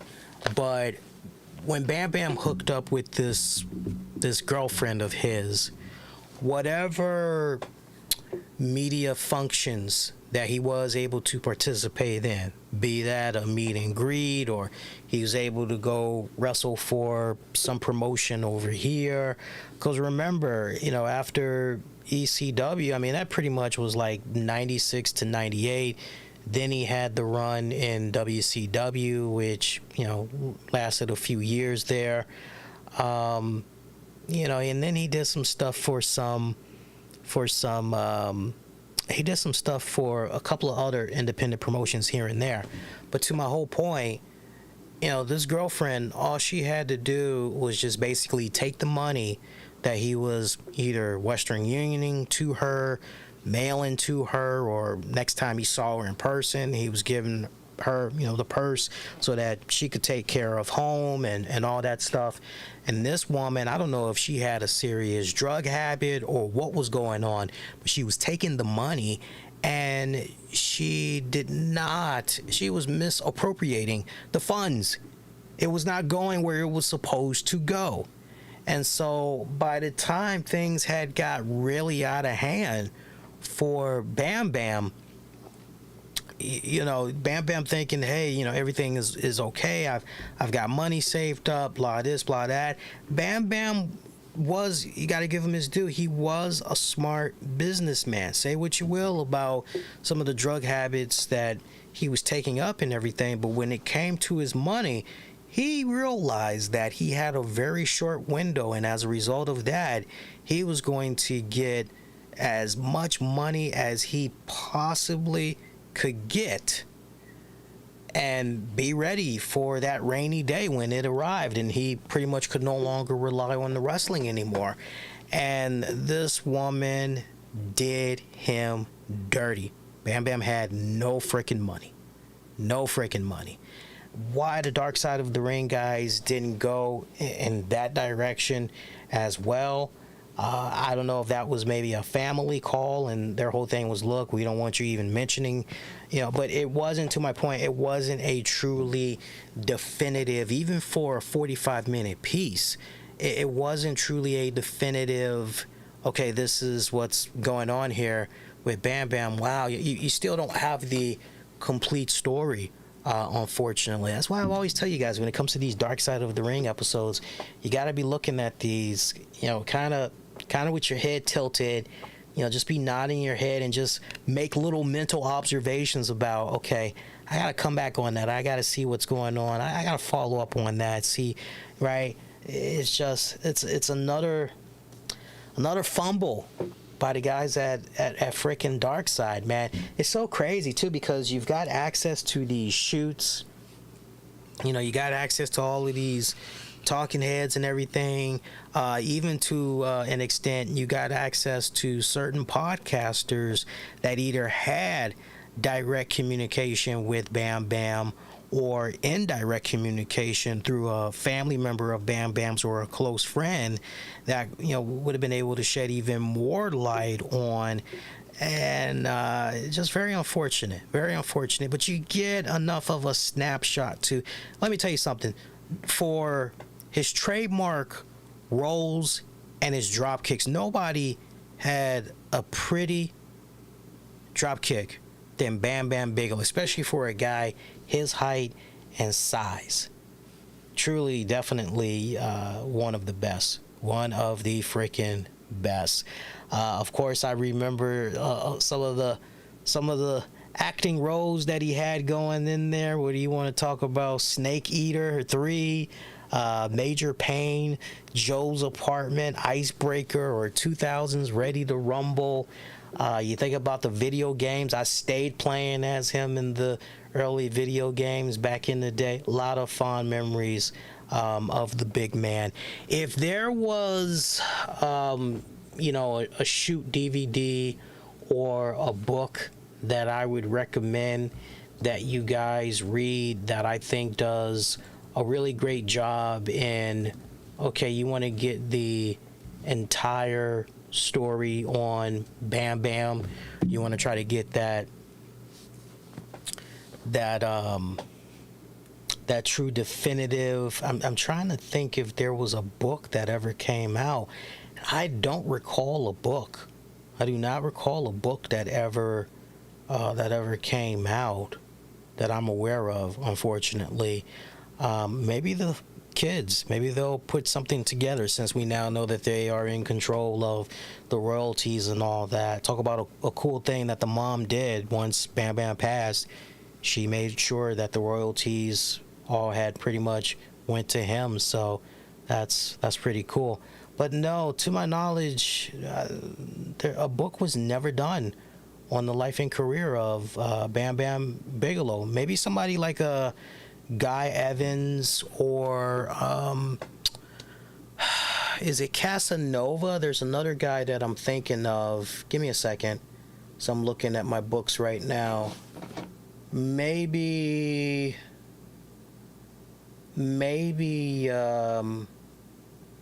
if not Guy Evans, yeah, I'm looking.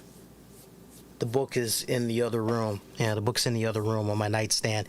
It's another name that I'm thinking about. The same guy that wrote the book for Kamala. I want to say his last name was Casanova, but I'm not sure. Maybe it's that time, capture a new generation, hearts and minds, retell the story again. Or you could hook up with the people that did Chris Candido. You can hook up with the people that did that. Because that was actually a great read as well.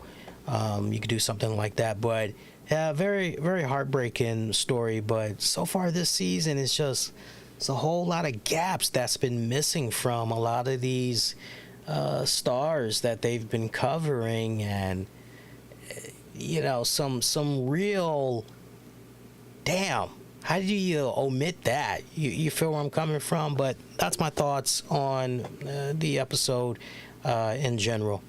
Let's see. Other than that, trying to figure out there's a couple of other little tidbits that we can get into before we get ready to wrap it up for tonight.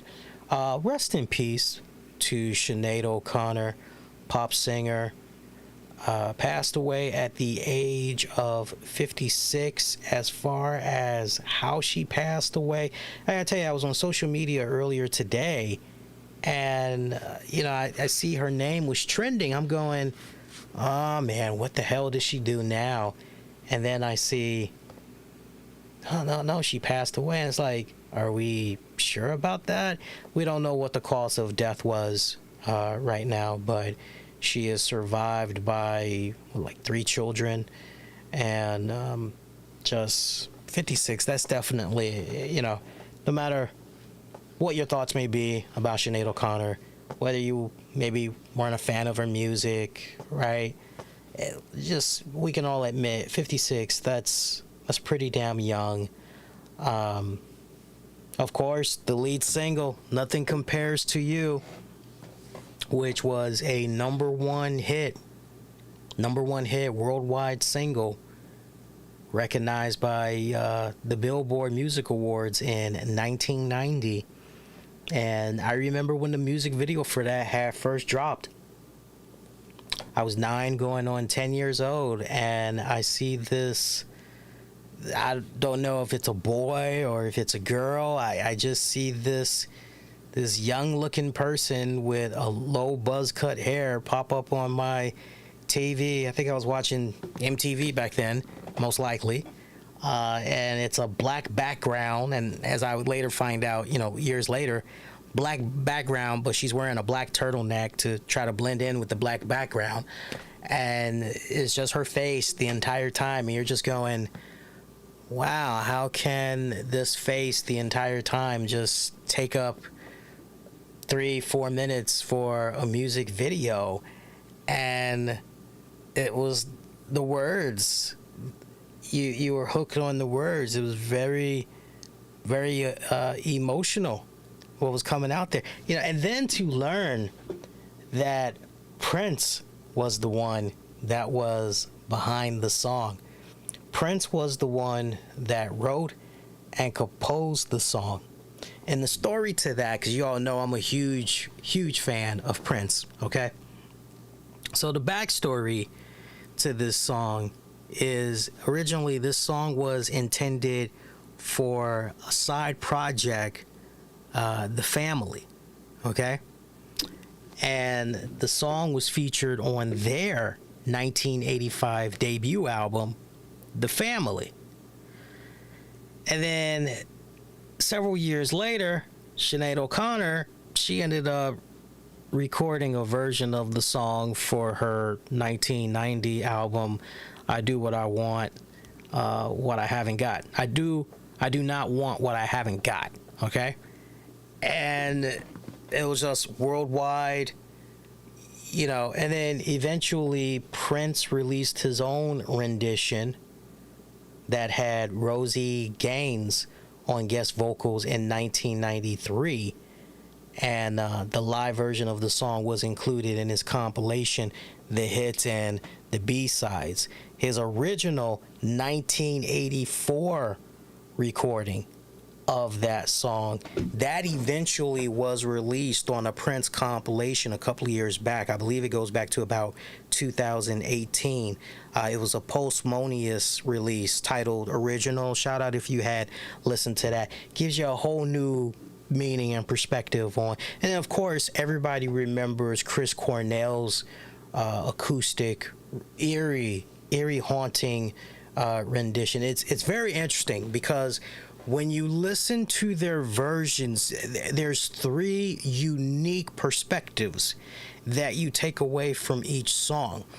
In regards to Sinead O'Connor, you feel as though she is suffering from the loss of a loved one, basically whose love she never has now. She no longer has access to that love and that affection.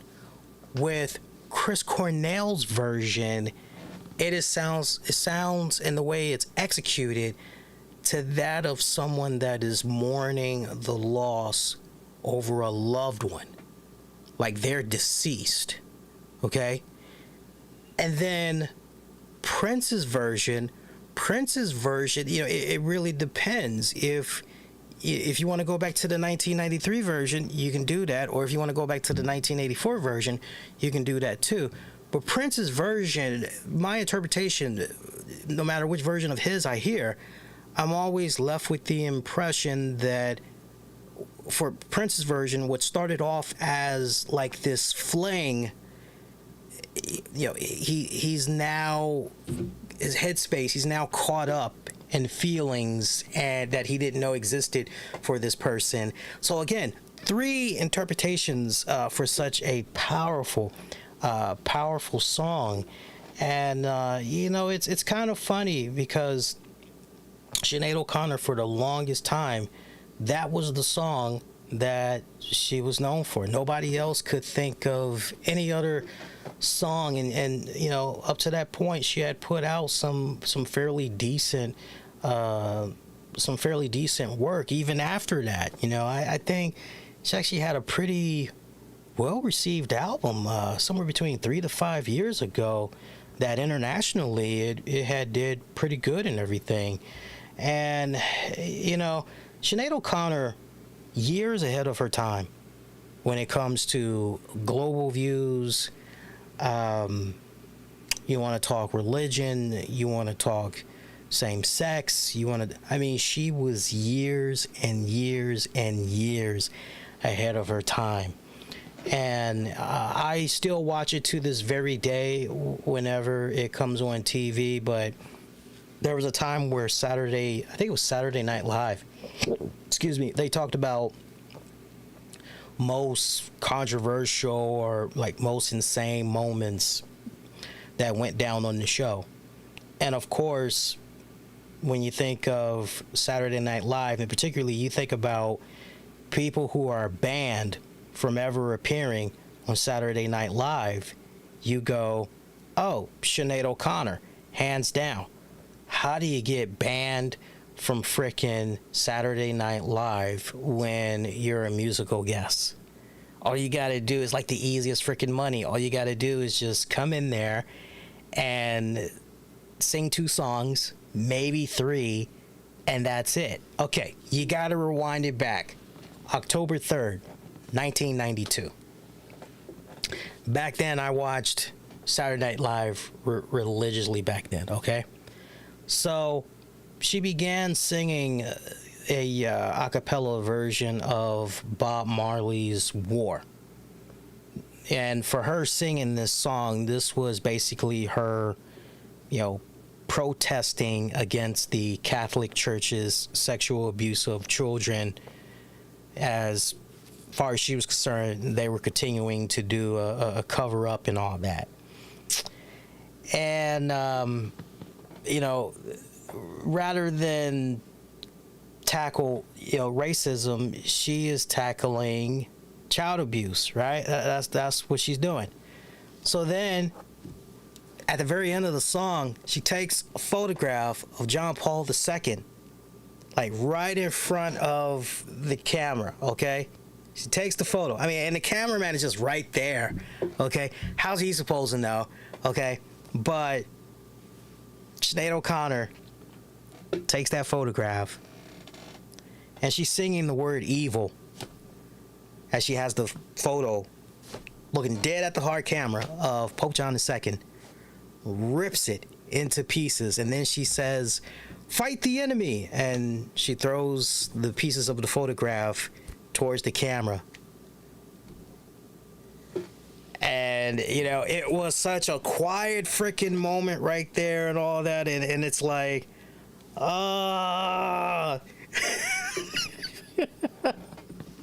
Now, here's the thing. Some of you guys are probably going to say, well, wait a minute. Didn't Lorne Michaels and crew, didn't they know that she was going to be doing this? She threw them off because during the rehearsal, the dress rehearsal, what she was doing was she had a photo of a refugee child. So that's how they were able to, you know, that's how they were able to get out of this. That's how they were able to get out of this. But yeah, people were so pissed off. Lorne Michaels, he was quoted basically saying when she did that for, you know, the actual live show, I mean, the air was literally sucked out of the room. And I mean, this was a nationwide audience. You know, back then, Saturday Night Live, they were easily bringing in like damn near almost double-digit numbers back then. Okay, like this was like the talk of school coming out of the weekend, or at work, right? Coming from out of the weekend.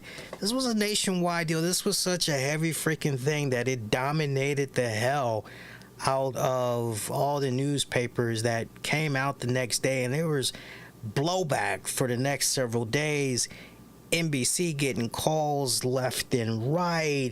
A whole bunch of criticism for Sinead O'Connor. It was just ridiculous. FCC getting involved in everything, and it was insane. It was freaking insane. Now, as it stands, as of 2023, you still will not see that episode in its original format. You still won't see it. And you got to keep in mind that when Sinead O'Connor was putting this stuff out there, you know, she knew what was up. You know, a lot of people back then, they looked at her kind of cockeyed. They thought she was a crazy ass woman. You know, she didn't know what she was talking about. They thought that she was mentally disturbed. There was all kinds of stuff that was being said about this woman, unflattering things that was being said about this woman way back then. You know, but she had the foresight. You know, she heard what was going on, and it really touched a nerve with her. And you got to remember, this incident, when it occurred on SNL, this happened 9 years before John Paul II had acknowledged that there was sexual abuse going on within the church. And as we all know now, there's a lot of, craziness that's been going on with the bishops, the priests, and kids, and it's just like, but yeah, for way back then, my God, this was some insane. You got to keep in mind, this was before the Nirvana sensation had really stepped into high gear there. Okay, this is really before the whole Seattle grunge and all of that good stuff. This is before all of that had exploded onto the scene and everything. Because remember, for you music fans that's out there, you're going back and you're going back and you're looking at that time period there. That appearance was in 92. Nirvana's Nevermind had came out in 91. All right, it came out in 91. So they were picking up the steam there. I'm mentioning that because remember, that had Smells Like Teen Spirit and all that. So they were riding the wave, but they didn't quite crack the floodgates wide open what Nirvana do, just yet, right?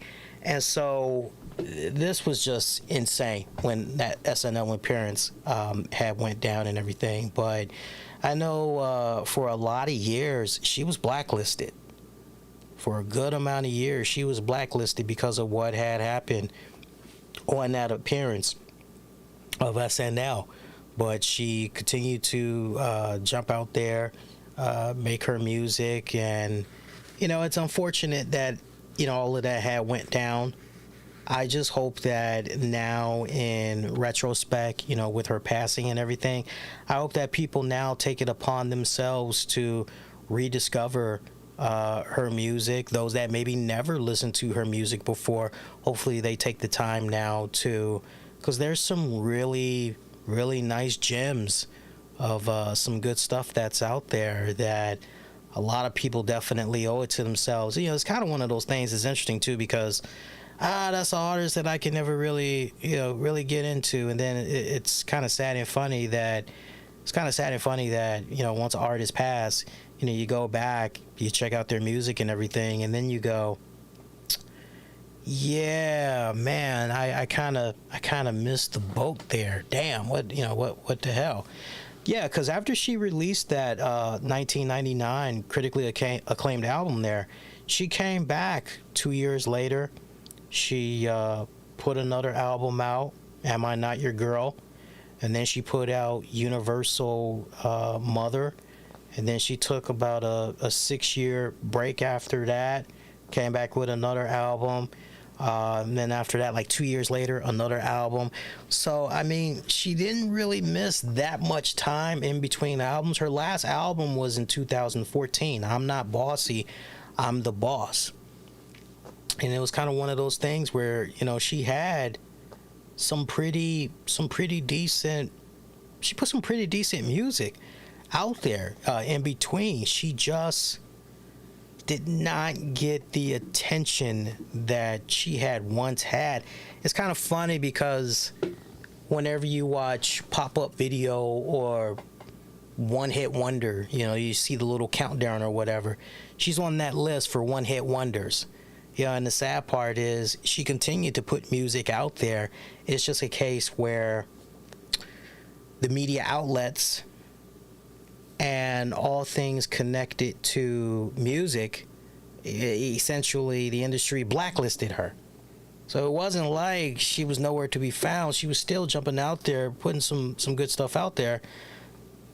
She just wasn't given the time or day because, yeah, we saw what you did. It was kind of one of those type of deals. So live and learn. See, other than that, I think we can stick a fork in it and call this episode DONE done. Actually, you know what? One other thing I had wanted to get into. WrestleCon had removed Rick Steiner from the Detroit show, announces a code of conduct and anti-harassment policy. Okay? This is like really, really weird. So, it's very bipolar, okay? So, y'all remember the Giselle Shaw, Rick Steiner, WrestleCon incident, and, you know, it happened a couple of months ago. Y'all remember that. We talked about it here on the show, okay? So, the WrestleCon owner / promoter, he put a statement out there basically saying, yo, Rick Steiner, not cool what they did. Yeah, they're banned. We talked to Giselle, and you know, she's okay and all that. But yeah, Rick Steiner, he's banned. And then, man, you go like a couple of months later. I don't even think it was a full 3 months, but a couple of months later, you hear that WrestleCon is going to be doing their thing with WrestleCon Detroit. One of the first names that they mention is Rick Steiner, and you're going, wait, what?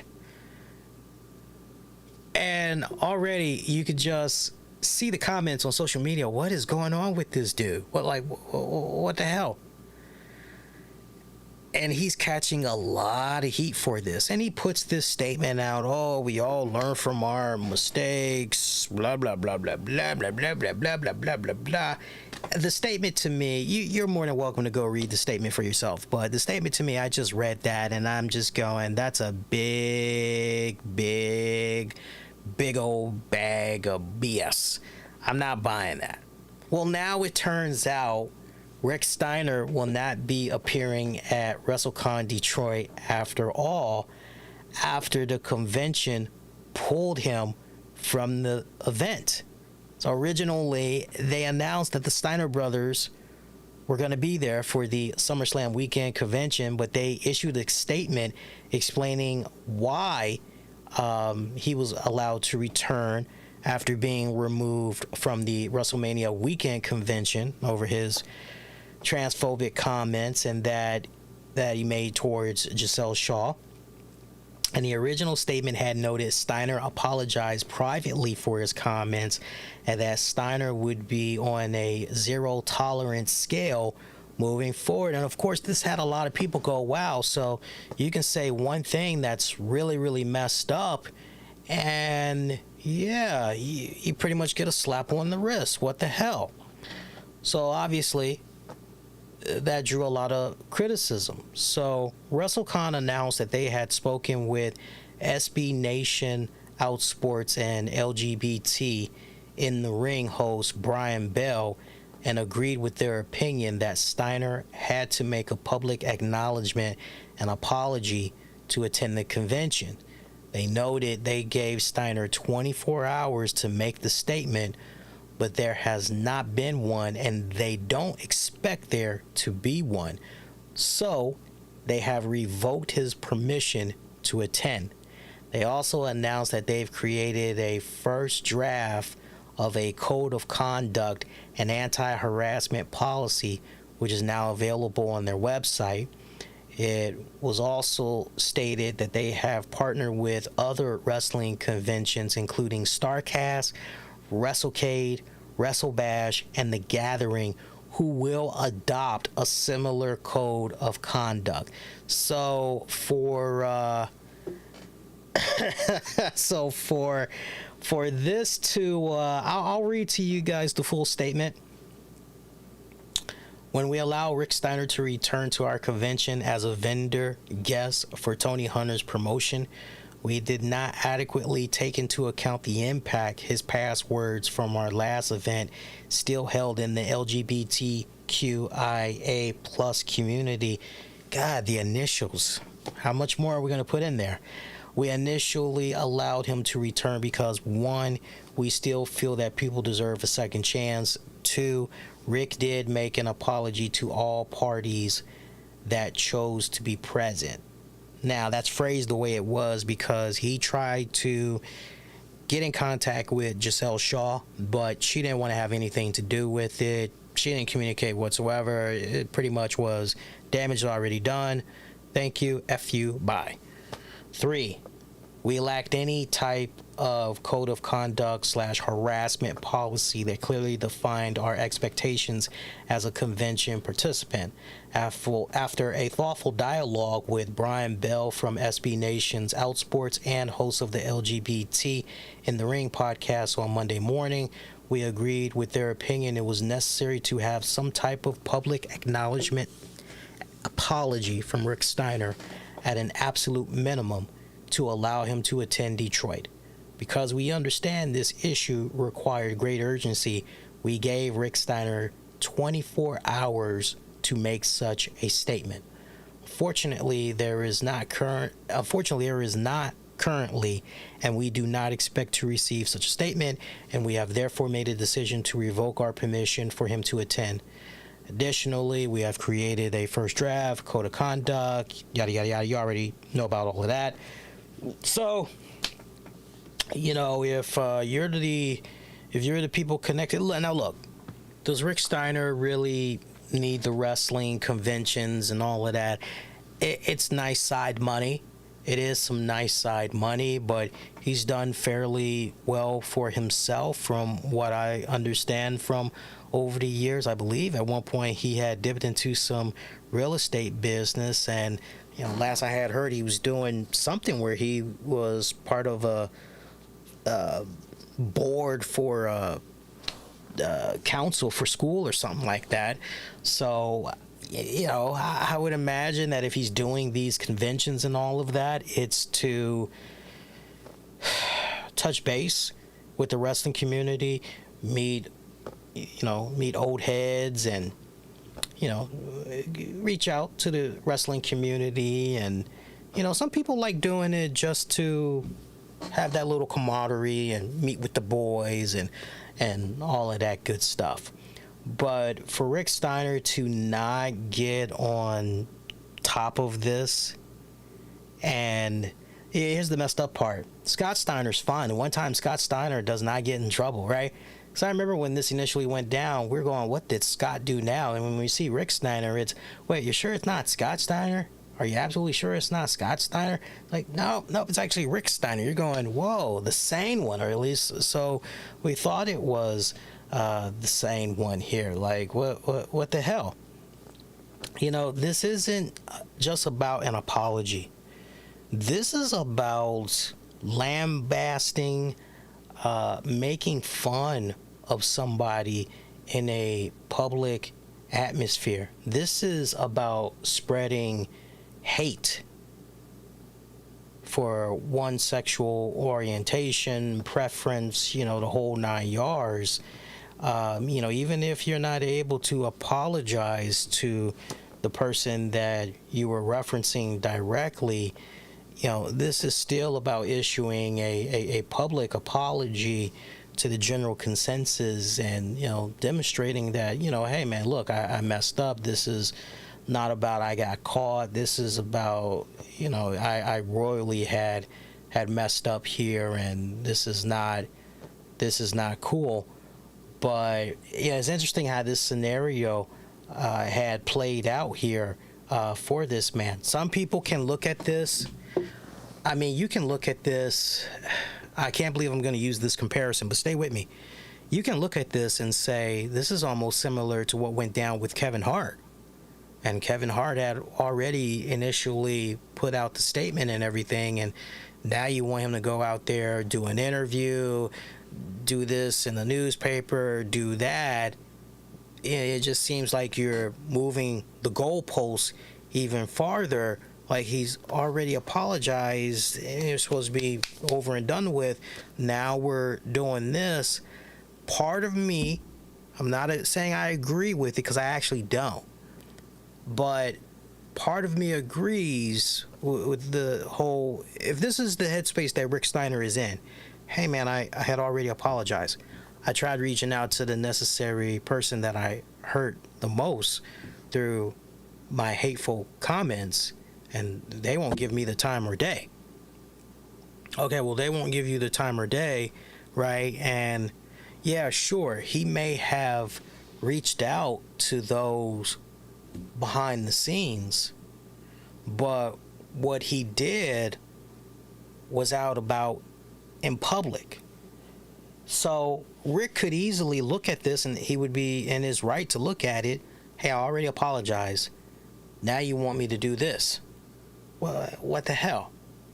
Already, like what the hell? You know, and then there's the other part where you're looking at this and you're going, man, can't we just move on? Because the apology was already given. You know, here we are like about 3 months later. You know, why are we still don't quite understand this? What's going on here? So definitely with this whole code of conduct that they're putting in here and everything, honestly, I'm surprised that something like this wasn't already in place, not just at conventions, but wrestling conventions particularly. I'm a little bit surprised that, I mean, I would think it's just automatic, you know, but this is one of those type of deals.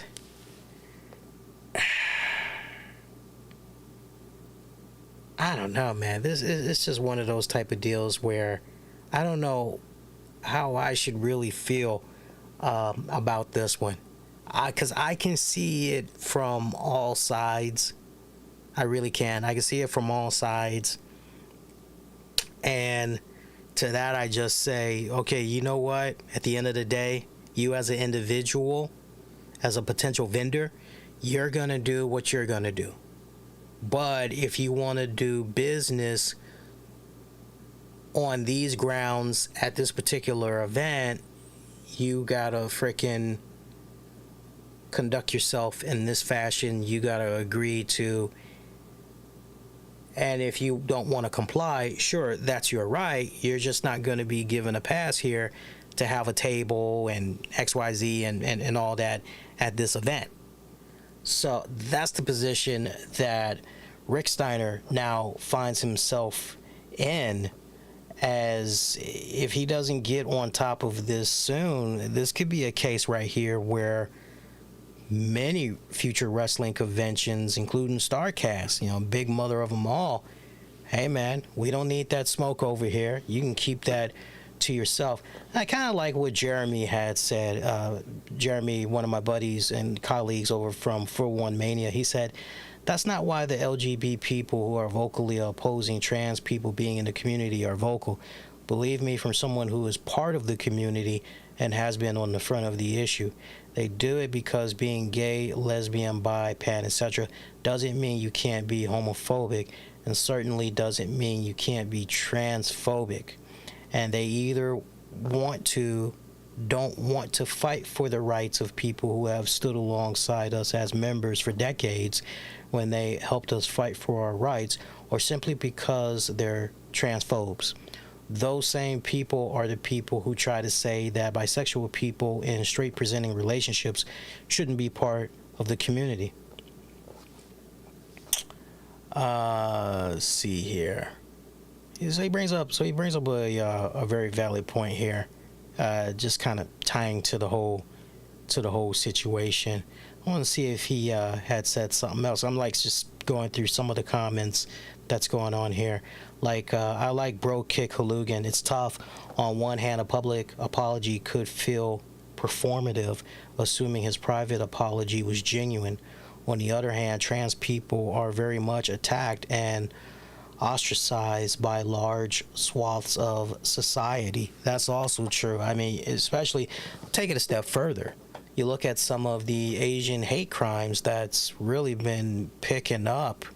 I mean, it has really become a trend as of late. Remember, I saw some video a couple of months ago where some Asian mother, daughter, or two sisters, they were just walking down the street. And it's at Union Station here in D.C. This guy was walking up to them, harassing them, screaming at them, calling them all kinds of slurs, was messing around trying to grab their purse and all kinds of crazy stuff. Bro Kick Hooligan goes on to say, I do think that if we never let a person back in society, they may never have the chance to show they've changed. But if they really have changed, then what was asked of them shouldn't be a big deal. I do have a question for anyone who sees this. Did Rick ever make a public post, say on Facebook or Twitter, regarding the incident? No, he did not. What really vexes me is the idea that if Rick apologizes for the incident and agrees not to make any more transphobic or homophobic, racist, any kind of discriminatory remarks, I don't know if it's right to exclude him for how he feels. In a perfect world, no one would carry that kind of prejudice in their heart, and we can try to get people to change, but we also don't or shouldn't condemn people for thoughts alone. I think for me, I would want to see Steiner apologize to Shaw directly and have that either be public or have her acknowledge it.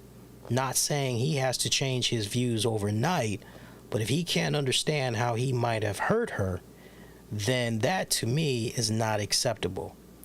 So that's where I land. If he apologizes to her and agreed not to make such comments again, I'd be for letting him back into this con and the community in general. But hey, I'm just one guy.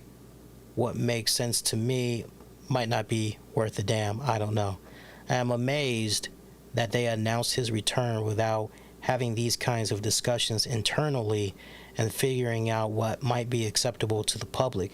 They should have known that, right or wrong, a public apology was going to be demanded at minimum.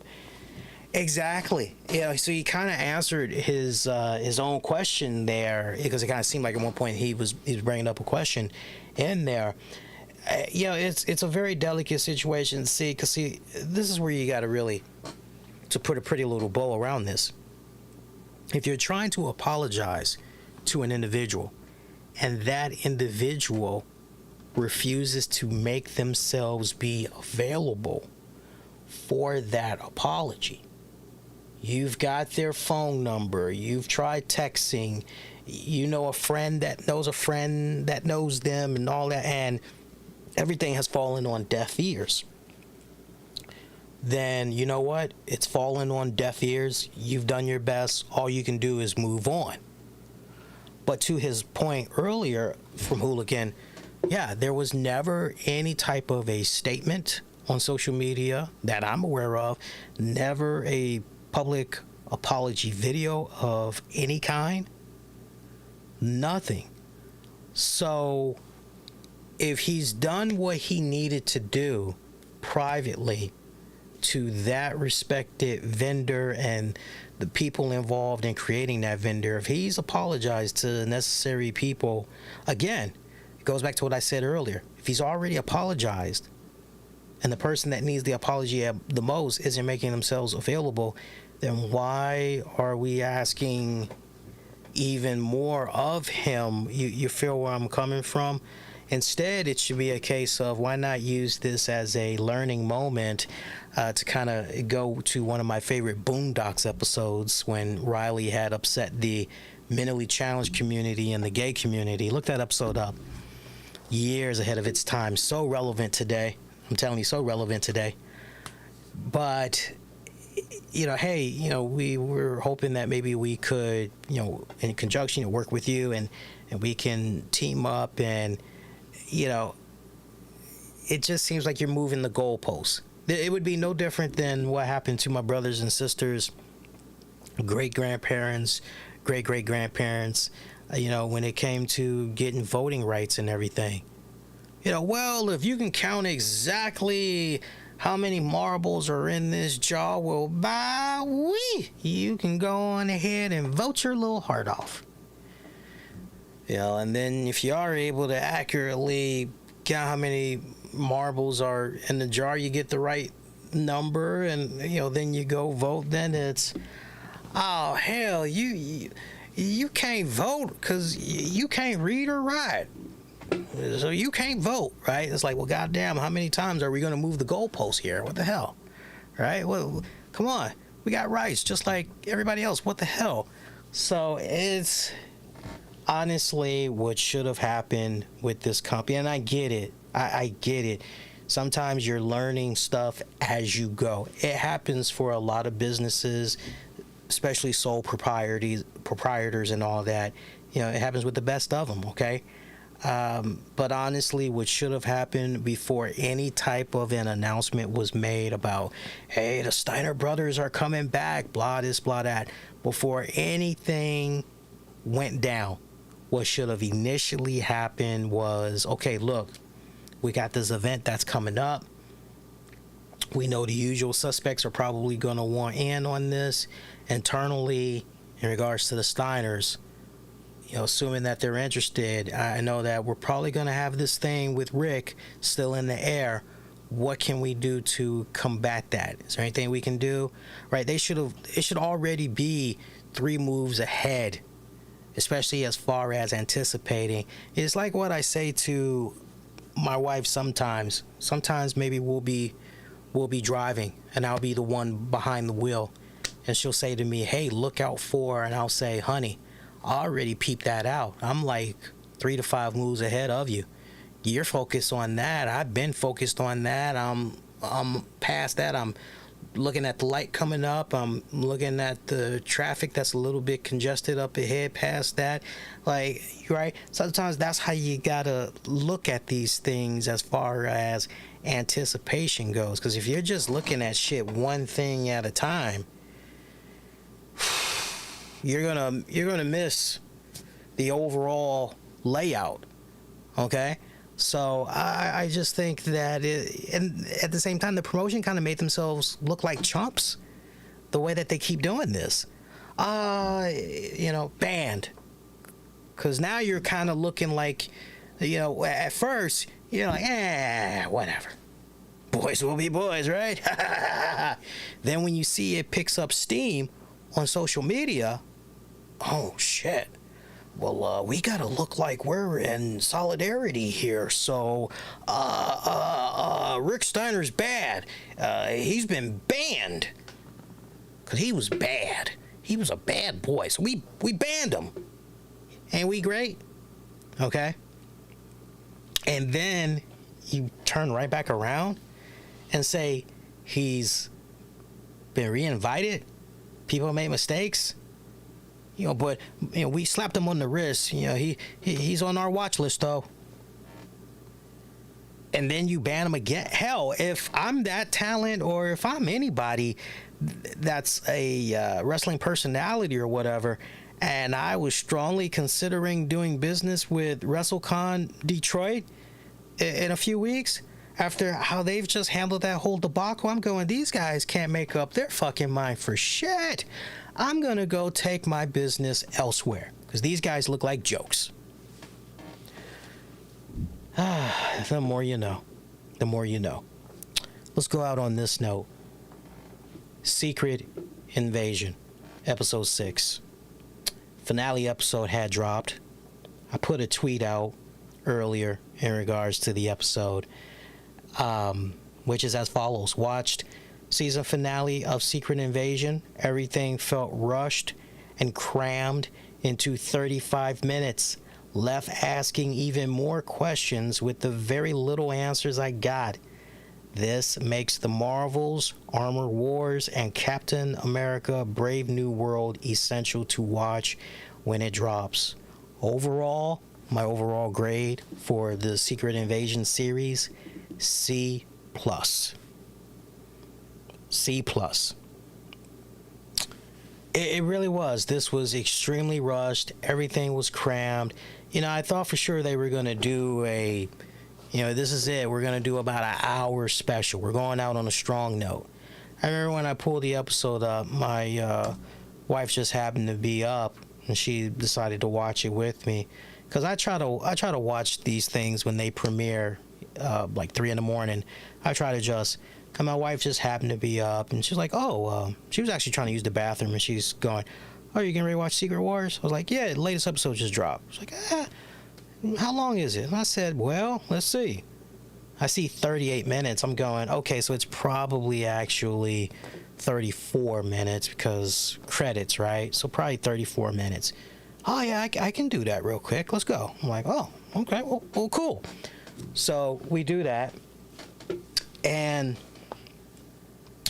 once again, everything just rushed. Just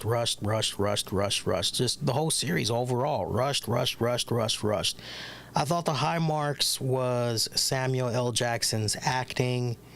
The woman that played his wife, I thought they have excellent chemistry. So amazing how they, in regards to Nick Fury, we haven't seen Nick Fury. We didn't know Nick Fury had a love interest and all of that, and here we've been introduced to her for just a couple of episodes, and we feel as though we have known this couple for a long time. So they beautifully did that right, and what the actors are able to bring from out of one another and pivotal roles, especially at the very end there, I just thought that was, chef's kiss. I thought that was really great. So very good strong point. Don Cheadle not really having much to really sink his chops into. I'm very curious to see how things are going to play out with the Armor Wars. What is this? I think it was called either a movie or a series. I don't know what the hell's going on with it, if it's still going to be happening at this point now that Bob Iger is back at the helm and everything. That's going to be... I hope it does, because... you really stop and think about that. About to put a major spoiler out there, so if you guys don't want to hear this, you can unplug now. But to know that the real Rhodey has been out of the game since at least Captain America Civil War, that means he does not know that Tony died. So yeah, he's definitely going to be taking it extremely freaking hard. I gotta see how all of that is essentially gonna pan out and everything. Of course, the president setting himself up as a one-term, just the way that they had him go, essentially Trump insurrectionists. I mean, let's really call it for what it's worth. I mean, that definitely sets up Captain America New World Order extremely, but I wish that some of the stuff that we saw that went down with the Skrulls being assassinated at the end, and then, oh, look, you thought this was a Skrull. No, this was an actual human. Haha, gotcha. I wish some of that would have happened in the first 2 episodes to really set the tone and amplify things properly. I also wish they would have played so much more. They danced into it, but they really did not truly go there, which is, man, if anybody would know what it's like to try to fit in with society, to be accepted as an equal, if anybody knows what it's like to deal with the everyday struggles of looking different, and it's basically 2 times harder on you as a result of being different. Wow, black people, Samuel Jackson, Nick Fury. I mean, the Nick Fury character had went there beautifully when he was on that train car with Talos, and when they went that route, I really thought we were going to go into some really heavy shit with the scrolls, and we didn't. Even the big reveal that Fury he never intended on finding the scrolls a home. Even that was just a big old wet fart. Everything just came up so damn short on this series. So much potential, but so damn short. Very, very disappointing. I hope that at this point, as far as future Marvel shows go on Disney Plus, first of all, they really take their time to really, really lay out a story arc. And second of all, hammer down the length. Look, for Samuel Jackson and crew, I can't hate on them. I mean, we're talking about, close to $230 million budget for a 30-minute live-action series for 6 episodes. And these motherfuckers got one hell of a payday. Samuel being at the top of that list, got one make that money. But if I'm Disney, I'm going, look, this can never happen again. Look, a series is bad when you've got people saying, yo, She-Hulk was better than this. For all the raspberries that She-Hulk gets, She-Hulk was better than, and you know what? I hate to, but I agree. And that's not me as a She-Hulk fan, comic book fan. She-Hulk was executed better than Secret Invasion. Secret Invasion was only good in certain spots. Secret Invasion should have been good in so many, and to those that will say, well, hey, look, I enjoyed it. I thought it was fine. That's what makes disliking certain things from Marvel so cool, is that usually when Marvel fans, they disagree on something, there's no bickering, there's no back and forth. It's a meeting of the minds, and it's like, I feel you, but hey, I liked it. I thought it was cool. And that's it, right? But yeah, this was now, as far as just thinking of the series that have come out so far, I still haven't watched Moon Knight. I'll probably start watching that this weekend. But as far as like my top, I've got to go with Falcon and the Winter Soldier as my number 1. My number 2, I gotta go with WandaVision. My number 3, I'm gonna go with Loki. Number 4, I'm gonna go with What If. Bottom of the list, I'm probably going to have bottom of the list, I'm probably gonna have,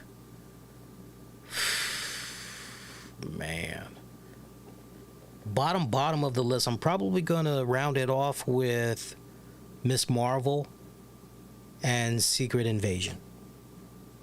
I know for some people, like, nah, man, Secret Invasion should be much higher, but like for all the respective reasons that I mentioned, it should have been much higher. Hey, it had the capabilities. I mean, not for nothing, but you had really great source material from so many miniseries covering the whole thing. But it felt so goddamn short. So hopefully the Disney team, they're going to round it off a little bit better, be more strategic, really focus on quality at every single level, not just the writing, not just the graphics, but just every single level. You feel me? Those are my thoughts about that. Feel free to sound off. Meantime, DONE done. That's going to do it for this respected episode. Meantime, be kind, rewind, check out previous episodes you might have missed on demand and on the download. Shout out to the good friends over at Wrestling Soup. Shout out to Mission Joe. Be sure to represent, check those boys out. Shout out to my buddy and Julian Cannon from the Wrestling Court, Digiday, and the Nocturnal. He just put out a new episode of the Wrestling Court where he's gone through finally all the episodes of Dark Side of the Ring so far, reviewed those, and he talked about what all had went down with his experience at the San Diego Comic-Con, if I'm not mistaken. So that is now available, the Wrestling Court. Check it out. Available where you get your podcast. Speaking of podcasts, represent the show. Check us out on demand and on the downloads where you get your podcasts. Leave those ratings and reviews. Get at me on Twitter, Facebook, and YouTube. Use the keywords, the RCWR Show. Until next go round, wishing all of you all to be safe and most importantly, be kind to one another. Take care, y'all.